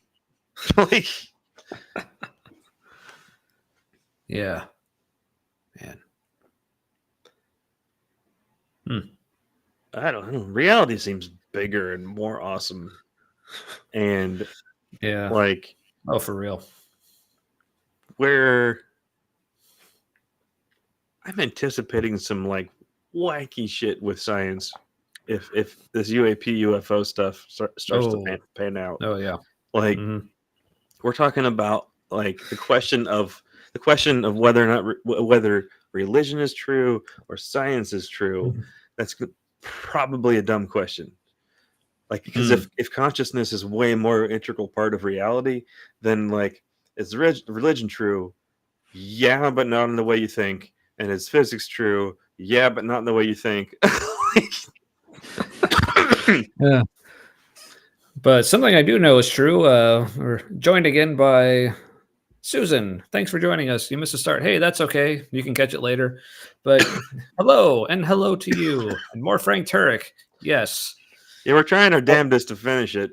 And unfortunately, I mean, this fucker's content is so dense. I think we need to get back to him. Like he's giving me that look like he's about to jump my bones, and I'm uncomfortable. See, he's selling shirts now. This is his like man of action in the conference room in the big corporate building. He's looking like he's a man who wants to give me some action, and I am uncomfortable with that. So I'm gonna like hit play to get him out of this pose, and I feel like I need an adult. That's Stephen Hawking. You don't need to be afraid of Stephen Hawking. There it is. Okay, yeah, there it is, right there. That's the whole point. That's all this is him saying, "Oh, you don't need to be afraid of Stephen Hawking." Like, why would you be afraid of Stephen Hawking? If you are so correct and so obviously correct, and you have God, like fucking God, on your side, like okay, with all due respect, Stephen Hawking is a raisin of a man in a motorized chair. Like,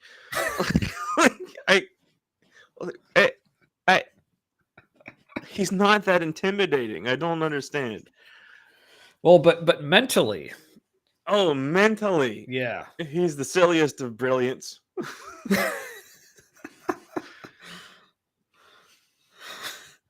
But yeah, but this is the whole point. Is like it's obvious that the things that Hawking and others like him are saying are things that Christians are afraid of. Mhm. So that's all that this is. Because what if it's true, Tommy? Then it's true, and get your shit together. Yeah. Then because again, this is a phrase we keep coming back to, but like, if your beliefs were wrong, would you want to know? And again, this is the difference between science and religion. Again, in generalizations here, I understand, but science is like, it's not about what I want to be true. It's I want to find out what is true. Yeah. But like religion and apologetics in particular are all about, I want to know that what I already believe is true. And then find whatever evidence to support that. Where science, or it doesn't even necessarily need to technically be science, but I think just a more honest approach to reality is, I just want to find out what is true, not to try to make what I already think true. And again, sorry.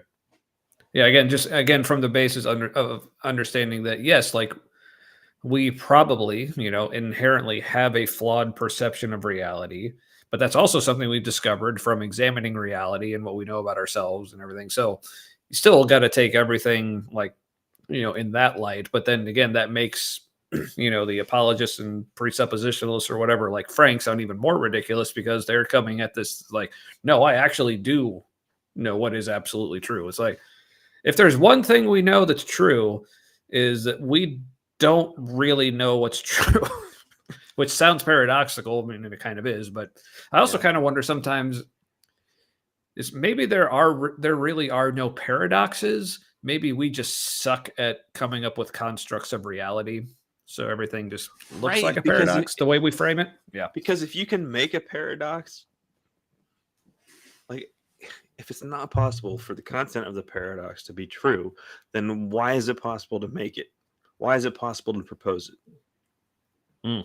Because if it's not a thing that can't exist at all, then why can we propose it in like word form or thought form? Like, because if it can't exist, then shouldn't it not be able to exist on any level? In which case, we wouldn't even consider it. Huh. I think the reason why paradoxes grab people's attention so much, like the ones that are like really thought provoking and not just dumb, like you're like this and not that, and you're like this and not this. That can, no, that. Ooh, yeah. But when you start to add, like saying this and not this sounds ridiculous, but when you start to make it more specific, and you're like, it's not this specific thing, this specific thing, but they're kind of mutually exclusive. So maybe when you're being specific, paradoxes are possible. Then when you like blow it up, you're just like, it's this or this and not this. Yeah. I think everything is just nothing. Yeah, I have been intrigued by the concept of, I think it's called mereological nihilism. What? It's basically like any concept of things being separate. And like, go away, Frank. It looks like you're trying to get someone else to give you a Hummer. It's got the jitterbug itch. Yeah, but from what I understand, it's this concept of like any concept we have of like separate entities or beings or forms or whatever, like it's all just a construct. Like, it's like based on limited perspective. Yeah, which again, like even just taking okay, like my body, like you can say, well, everything about my body is me, but then we separate it down to like eyes and fingers and kneecaps and nipples and whatever. And it's all you. But then, like, just extend it out to the entire universe or the entire, like, scope of reality. Like, everything is just one thing, but we've just come up with our little categories of, like, how we separate it out. And, of course, everyone separates things out differently depending on situations or whatever. But it's basically, again, from my Tommy-like understanding of it, is just, yeah, any distinctions we make about things are, like, just, I don't know if arbitrary is the right word, but yeah, it's just something we've just come up with in our brains. But Yeah, like what if the universe is an artifact of limited perspective? Like when you can only see part of the everything, or experience or whatever, then yeah, it looks a specific way. Yeah. All right. Well, we should probably get back to Frank before, like I said, it looks like he's trying to get someone else to start servicing him. So let's swing that swagger. Let's see what else he has to say. Just know a little logic and a little philosophy. Oh yeah, and don't science be. here, too, Don't be because afraid of him. He gets a lot of that wrong as well, unfortunately. Oh yeah, the author telling Stephen Hawking he's getting science wrong. Like, I'm gonna be abrasive to make a point. Well, it's a lucky thing the cripple isn't here to defend himself. Frank picked a fight with a guy that can't easily pick one back. And you're like, neither aren't I so smart. He's not even here. He's not even here. So I can say whatever shit I want about you. Yeah. What? What a big man. I don't know what that sentence was supposed to be, but I didn't say it right. Anyway. See what you're doing to me, Frank? This is all your fault. See, now he's so remember, like, you don't need to be afraid of him, which means you actually are afraid of him. And now, like, that's right. This whole thing is just. But don't. It's like, because I know you are, because you have good reason to be, but not really. But according to our worldview, this is something to give us fear, but in reality, it's not. But it's so many layers of bullshit. I don't even. Isn't that Christianity in a nutshell? Like, don't be who you are, because who you are is bad. Yeah, pretty much. It's like, well, who should I be? You should be Jesus. But Jesus was Jesus. Exactly. And you can't be Jesus. But you should try. You'll never make it. You'll always suck. The most abusive of things. Yeah. Frank wishes you would always suck. What? Christianity is just like people's shitty internal voice externalized. What's that? Christianity is just people's like shitty internal voice externalized. You'll never be good enough. You'll always screw up. You suck at everything. Like, but you're only worth something because of this other person. Okay, but what if that person doesn't exist? It's like, well, but he has to. What? So we mean something? Yeah, but even that whole thing of like you only matter because of this other person, like that's how abusers talk. Yeah, but when you're in the hunter-gatherer society or kind of culture growing up, and the world, like you are just the world's bitch, right? Like this is the God that your observation of the world would create. Because if there is a God, his job is to just shit all over me because I'm terrible, apparently. Yeah, and I deserve it. So, yeah. Right, it's just like trying to make sense of. I think I'm pretty cool, but like everything tries to kill me. So, so I got to reconcile this somehow. Okay, so like I must deserve it. Also, I am shit at everything. Like, It's like, so my perception of me is incorrect because why else would the world try to kill me?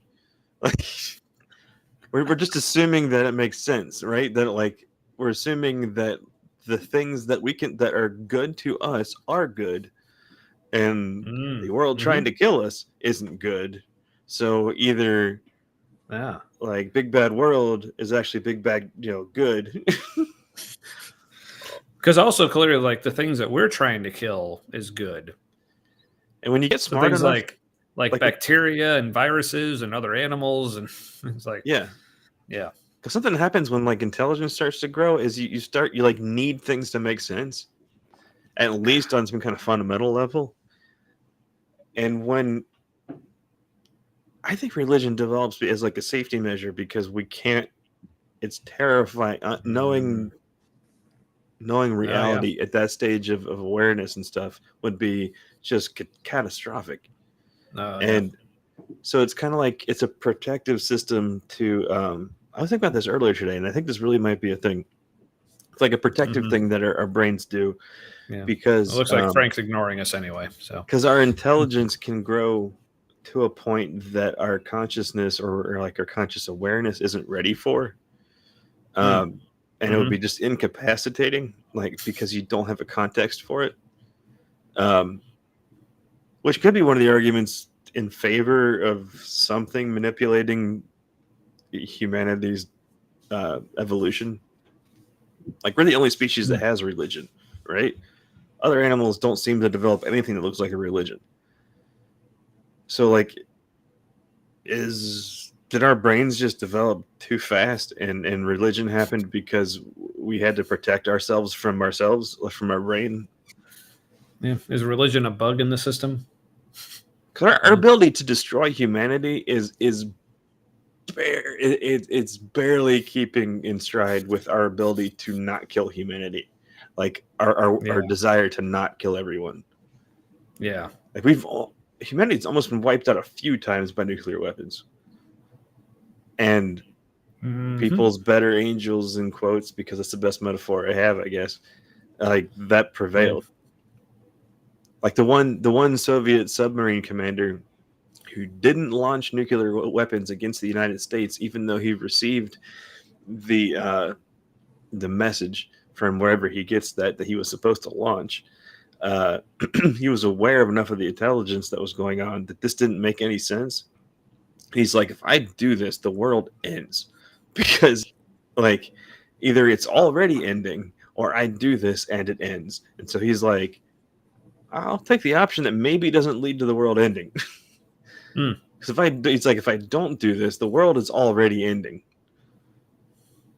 And so for him to like rationalize that and defy orders when he should have launched and said fuck it, because he's Russian, and that's what their military's trained to do. Follow orders, fuck it. Yeah. So here's to that guy. Yeah, thanks, guy. There's good people everywhere. I'm glad we're still here. Yeah. Not so glad Frank is still here, but we have exactly 3 minutes left. So Less power. Come on. Dealings with this book, or I know a few of you have read it. Oh yeah, he's asking like, I just love how we phrase that. Has anyone had any dealings with this book? This is where I think either he knows he's losing the audience, or he has forgotten what he's going to say next, because you'll notice that he starts to engage the audience, and then he's kind of like, oh, anyway, as I was saying, oh yeah, that's a great moment later. But yeah, but I just love that. Like, anyone had any dealings with this book? Because he's still talking about this book, even though he's like, "This is nothing to be afraid of." Anyone had any dealings with this? Like it's just that phrase to me, like that just really sticks out in my mind. Is like he's still like definitely viewing this book as like something like to be reckoned with. And it's like usually say like having dealings with it, usually talk about like people, like you have any dealings with this person, is like it's not using that, talking about a book. That just seems really weird to me. But yeah. So let's hear what the people have to say. Has anyone had any dealings with this book? Anyone have any questions on it before we move on? Yes, ma'am. Yes, ma'am. The other author's name is Leonard Moldenow. Russian guy? It's Mlodinow.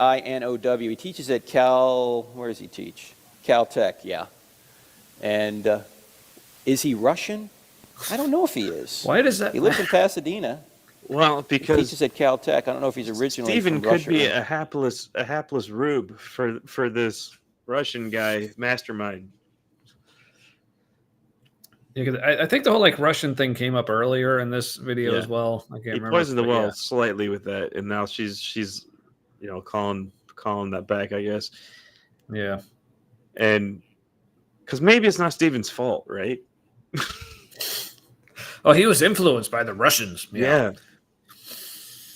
He's just a Yeah. patsy. Or not. Hawking is, of course, for a long period was the professor at Cambridge in England. We all know about them. Oh, if he influenced Stephen? No, Hawking has been going down this road for a long time. For a while, Hawking He's been came lost up with for- a theory called imaginary time to avoid a beginning, Let's laugh at him. which Yeah. is another philosophical concept. But even Except it's science. Yeah, says the author. Perfect timing on that. It's like, Yeah. yeah, like that's what Frank will do. He'll just take any scientific hypothesis or speculation or whatever, and you say, "Oh, it's just a philosophical assertion." It's like no, there's reasons these people are saying these things, and if there were no reasons, then they would just be like laughed out of like whatever field or area they're in. They would not be as well respected as people like Stephen Hawking are. And philosophy is like another application of science in a way, or vice versa. It's not isolated from science. Like Aristotle, like Pythagoras, like he was a philosophy guy, but also he did some cool geometry shit. A squared plus b squared equals c squared, and all that. Yeah. They were kind of the same thing, and they still are. Even more so when we're getting into quantum stuff, where they're just kind of like, we got to make sense of this, and just taking everything and trying to make sense of it. And philosophy kind of helps sometimes. Yeah. It's not the antithesis of science. It's like he's putting philosophy in the category of religion in his mind. Yeah. All right. Well, it looks like he's like just staring right at my junk, and he's moving in for the kill. So we need to. I need to get out of this situation. And hey, we went like almost a solid minute there without pausing. Let's see how. even Hawking admitted that in real time the universe had a beginning. Oh yeah, the whole like imaginary.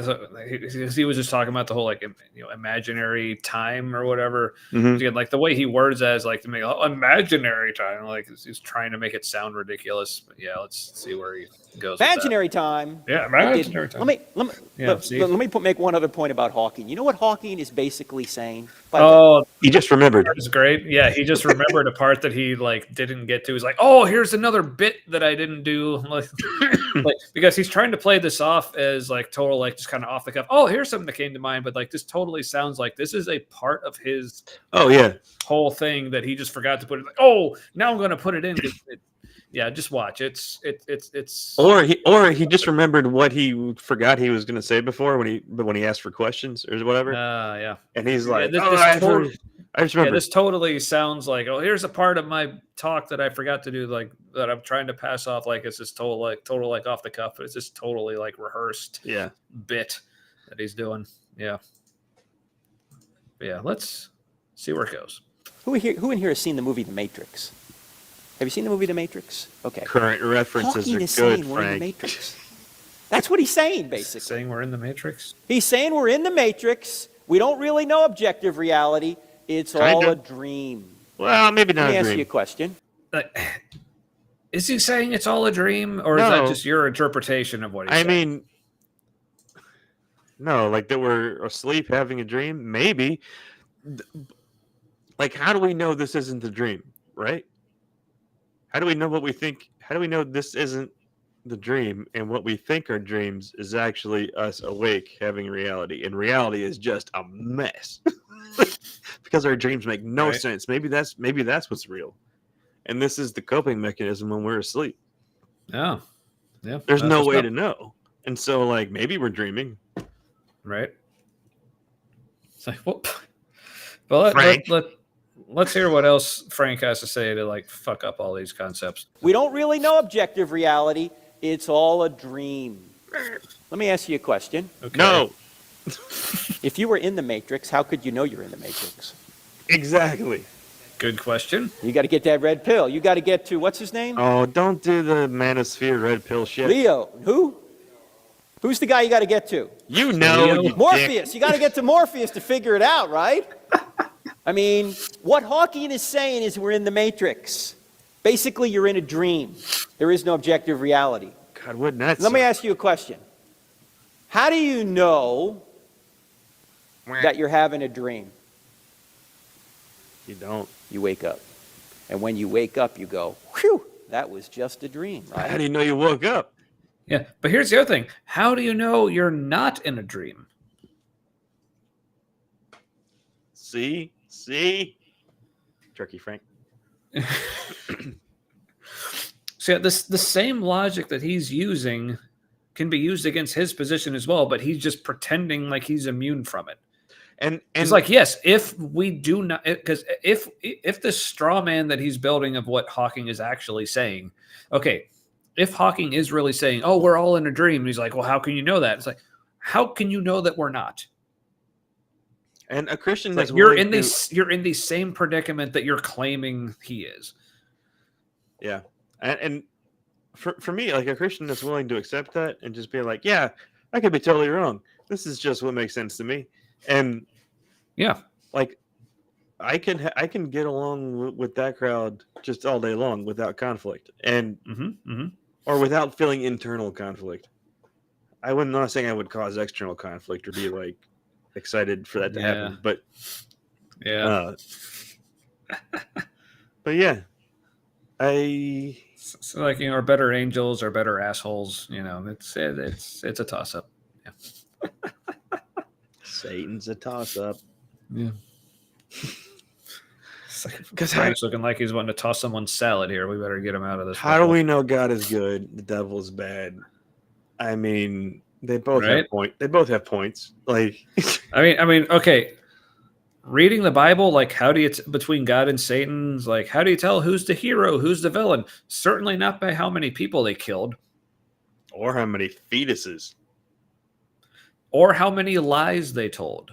Actually, you know what? In the Bible, did the devil kill any fetuses? Well, here's the thing. You can actually make the case that in the Bible, the devil didn't kill anyone.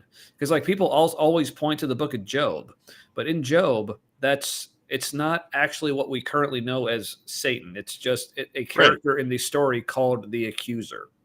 But he couldn't do it unless God allowed it. So, like, God giving the okay means God's in charge. So that's his will that's being done. Right? Because if you are the sovereign, anything that happens that you've allowed is your will. Mm-hmm. That's how kings work. And also, I think we said last week or the week before, like, you could also make the argument in the story of, like, the Garden of Eden and the fall, like the serpent, which is later ascribed to being Satan, but really wasn't in the story. But the serpent, you could actually make the case that was the only character in that story who never lied. Yeah. So take that for what it's worth. Maybe God didn't lie, because if you twist it a little bit, he was misleading. Well, he said in that day. He said if you eat the fruit in that day, you will die, and they did not die in that day. I don't care what the fuck people try to say. Well, what it really meant is like, no, that's what it clearly said. Yeah, yeah. Like even if you twist it, like that's still God is being misleading, which is a little dishonest. So we need to do an episode on that story. Yeah, that's and in the meantime, I'm gonna make myself bigger again here to make a point. If people are familiar with the YouTube channel, the Deep Drinks podcast, he recently did an episode with Dr. Kip Davis talking about Genesis, and Kip made some amazing points about, like, specifically like the story of the fall. It was fantastic. Where I'll have to watch that, because, like, in the end, he basically like told like an interpretation of the story where you could see like God like kicking Adam and Eve out of the garden as actually their liberation. Yeah. So basically, while they were in the garden, they were essentially slaves, but now they're like free. Yeah. And so Deep Drinks podcast, recent episode with Kip Davis. Fantastic. Check it out. I'll have to see that. Richard Rohr also had a really interesting take that like the fall wasn't a punishment; it needed to happen. And he it was the analogy of like you have kids and like they grow up and like they rebel in their teenage years or tweens somewhere around there, and they have to rebel. Like they have to move out of the house. They like all this because they are not fully themselves if they don't. If they stay 5 years old forever mentally, like barring a biological cause for that, like that isn't fully them. They're being held back. Speaking of Mormons, we weren't, but that's a crossover. We should talk about that sometime. Yeah, but another teaser for the whole like story of the fall. I think it's interesting, like when after like they eat the fruit and when God's having that sort of like internal conversation. Some people say with himself within the Trinity, others say like with other members of the divine council or other gods or whatever. He doesn't say that they need to kick Adam and Eve out of the garden and go, oh, now there's the like sin has entered the picture and it's impure and we can't have that. And it's like, no, he doesn't say that at all. He says they need to kick them out because, oh, now if they have access to the tree of life, they're going to become like us. And being kicked out of the garden was the beginning of religion, like in this story metaphor. Yeah. So, like, yeah, it's like a protective thing. We're not ready, Tommy.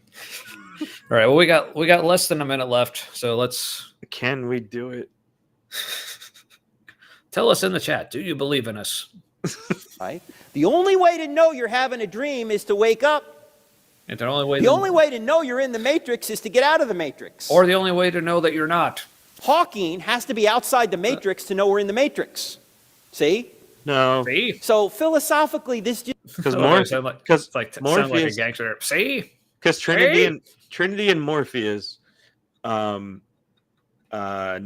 encountered them in the Matrix. So there were signs in the Matrix. So even his like stupid metaphor is falling apart. And he was seeing the signs. That was part. Like, that's why Morpheus was making sense to him because he had seen things in the code, and So yes, there was evidence. And Morpheus was talking to him in the Matrix to convince him that he was in the Matrix. Your metaphor's dumb, Frank. Yeah, go back to Leo or whoever the fuck you said. Leo. Yeah. Leo. This just doesn't work. Again, he's standing outside of objective reality to say we're all in the Matrix. Well, no. How come he can be outside, but we can't? Who says he was? You said he was. It's like he's this is your dumb analogy, man. Like he's setting up this whole like us versus them kind of thing where like, oh, he's thinking he's above and like outside. Like, no, that's not what he's saying at all. But you're just he's telling his audience it's okay to feel like it's you versus them because it is. Here's my analogy, and I'm going to hypotheticalize this thing, and then I'm gonna be like, isn't that a dumb thing to happen? And like, it's your story, man. It's like, yes, that is dumb. So why did you make it happen? Yeah. It's like Kant saying, back to Kant I can see objective reality, but you can't. You can't.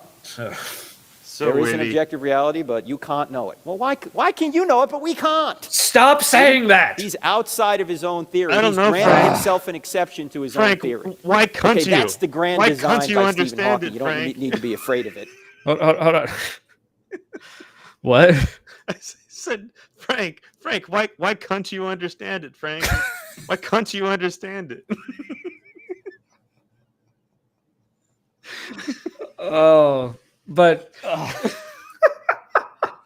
That's brilliant. Thank you for that. But real quick, just listen to how he finishes this again. Going back to something we mentioned earlier. Own theory. He's granting himself an exception to his own theory. No, he's not. Okay, that's the grand design by Stephen Hawking. You don't need to be afraid of it. That's the takeaway. You don't need to be afraid of it. He should have just repeated that with all the same tones of voice he had throughout this whole thing. There's a little film project for someone to do. Ooh. That would be hard-hitting stuff.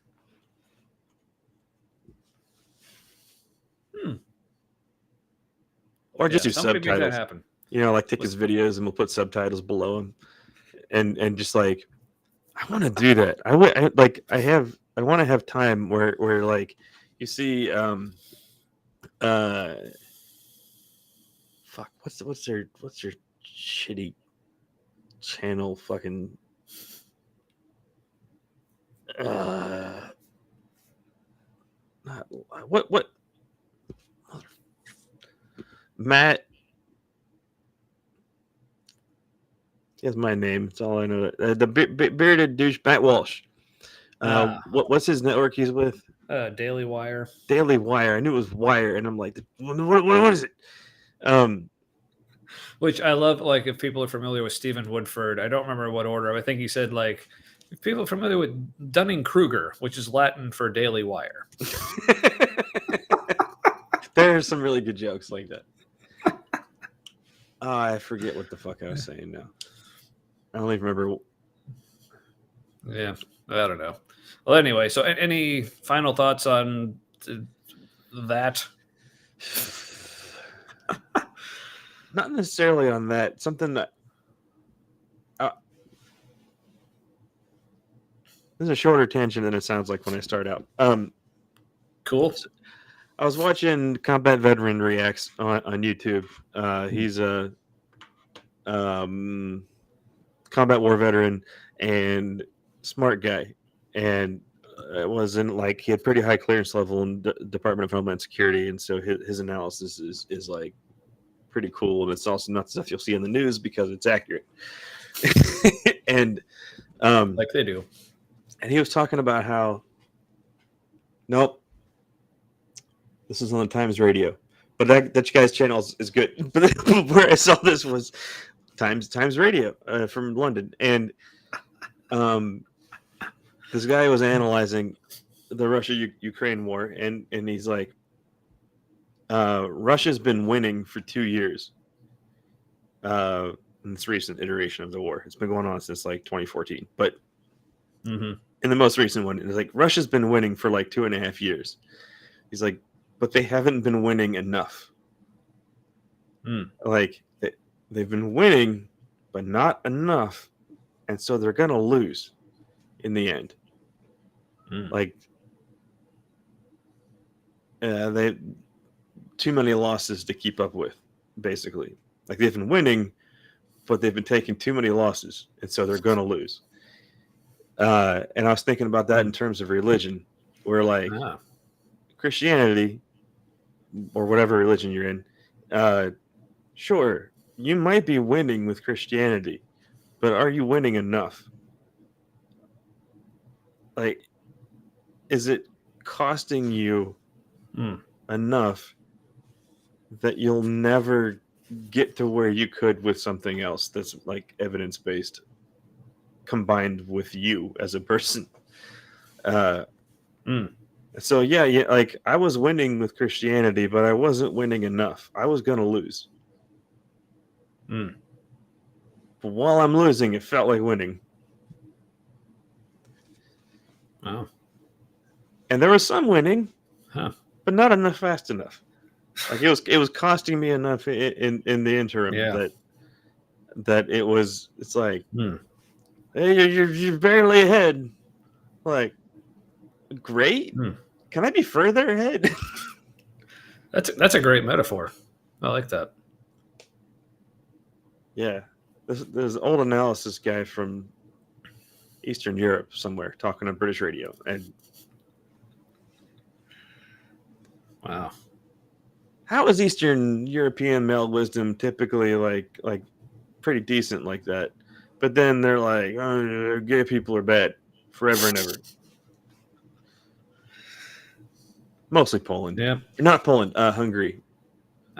Hungary is they're special. and good for them. All right, well, so we made it. We did it. We got through that part one that was actually a part two.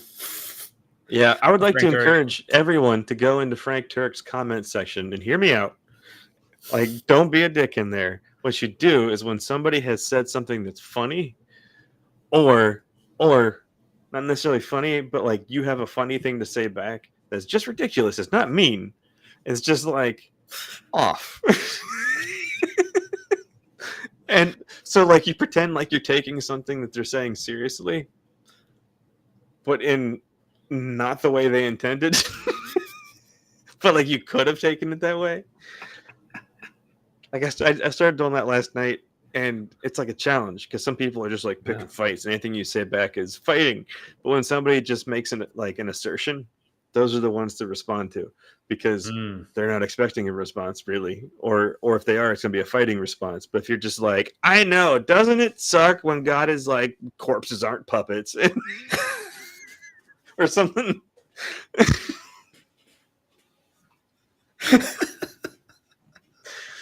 What? That was my comment to another guy's ridiculous comment. I was continuing his ridiculous thing, like that was a thing people will have a conversation about. Somebody said something, he's like, oh, I know, right? Isn't it terrible when people are like, give me my father's skull back? It's so annoying. I was like, I know, right? Doesn't it terrible when people are all like, corpses aren't puppets? Drives me crazy. Oh shit. All right, well, on that note, so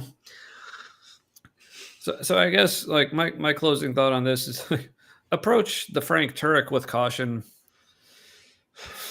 Maybe bring an adult, but and don't let him anywhere near your crotch.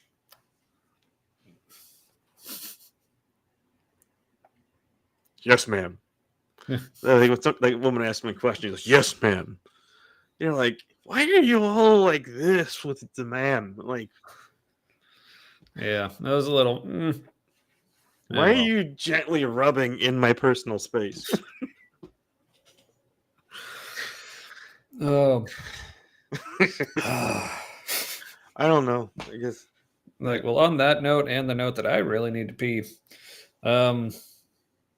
Any other final thoughts we had on this? It's like, but like, I guess I agree with Frank that like, no, you do not need to be afraid of Stephen Hawking and thoughts like that. But it's because like, I didn't want you to be. Yeah. But I guess, I mean, there may be no better closing than, like we mentioned earlier, the new tagline that one of our biggest fans has provided us with. We do live streams to confess our ignorance. And LOL. This is literally what our show is all about. So thank you so much, Grasso. Yeah. If that is how you pronounce your name, I'm sorry if I'm butchering that. But thank you so much for encapsulating what this show is all about so well, and for all your interaction, which is for sure helping us with the algorithm on the YouTubes. It will send your friends here, which is awesome. Mm-hmm. Yeah, so welcome to your friends who may be watching this later. But yeah, we're glad you're all here, or we're here, based on the viewer count at the moment.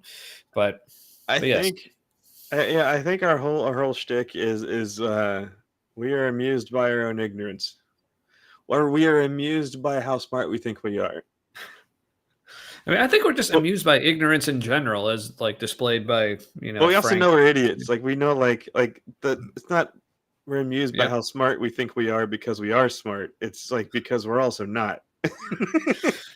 Well, yeah. I mean, part of the whole like our critique of Frank was like him trying to like assert his intellectual dominance over Stephen Hawking. We're like, no, dude, you're just as dumb as we are. Get back. Speaking of inserting dominance, I think Frank is a puppet of himself.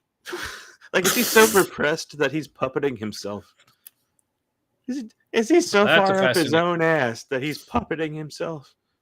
That's a fascinating concept. I like it. Those are some sinister fuckers when they're like, you know, they're just like, you can't trust them because they're puppeting themselves. Like that's, yeah. I think that's a good thing for like. There's this one guy where I'm like, he doesn't seem like a bad guy, Also, why does he seem like a giant marionette? Like I normally get vibes from people, to like interact with them. It's like Yeah. autistic intuition or something. And Right. but like when people aren't putting out anything, or there's just like this there's this barrier. I don't know what to do with those people. Because they're not Yeah. because I've learned I can't trust my perception of their tone of voice and their nonverbals. So I rely on that vibe input. Like that's my verification. And when I'm not getting that verification input, I just feel like I can't trust anything that's happening. Yeah. And I don't know if that means Right. like they're being dishonest or if that's just a me problem. Yeah. I don't know. I just know like my brain like a few minutes ago already went into we're wrapping up mode. So I'm like already checked out. No, I So- hear that. So we'll check out. Yeah. All right. Well, thanks for checking us out. Finger pistols. Pew. Oh, see, this is why I should have already been done. So we can't have nice things. Yeah. So we Sorry, can't have a nice everybody. podcast, Tommy. We just fuck it up with our ignorance. Yeah, that we are very upfront about and honest about and embrace and all that. All right. But thank you, everyone, for viewing, whether you're viewing it now live or later, which again, just because you're viewing it later doesn't mean you can't still comment. We love reading your comments when you're watching it later, and we'll still come back and react to those, including the the Grasso, whatever your name was. But yeah, feel free to keep interacting. Like I said, it's helping us out. But I feel like Grasso was Watto's business partner in The Phantom Menace. Did you ever see I that movie? barely remember, but I did see it, but I don't remember enough to understand the reference. Sorry, it So- might have been too nerdy to be funny. Yeah. So Well, anyway. again, this I'm already gone. Yep. So, Okay. So we're just gonna end it. Should I throw out the Dictor Benz benediction? Yeah, that sounds good. All right. Well, people, may your things and stuff be forever with your people. Yes. And feel free to share our stuff with your people as you feel comfortable. So- Ask permission when appropriate.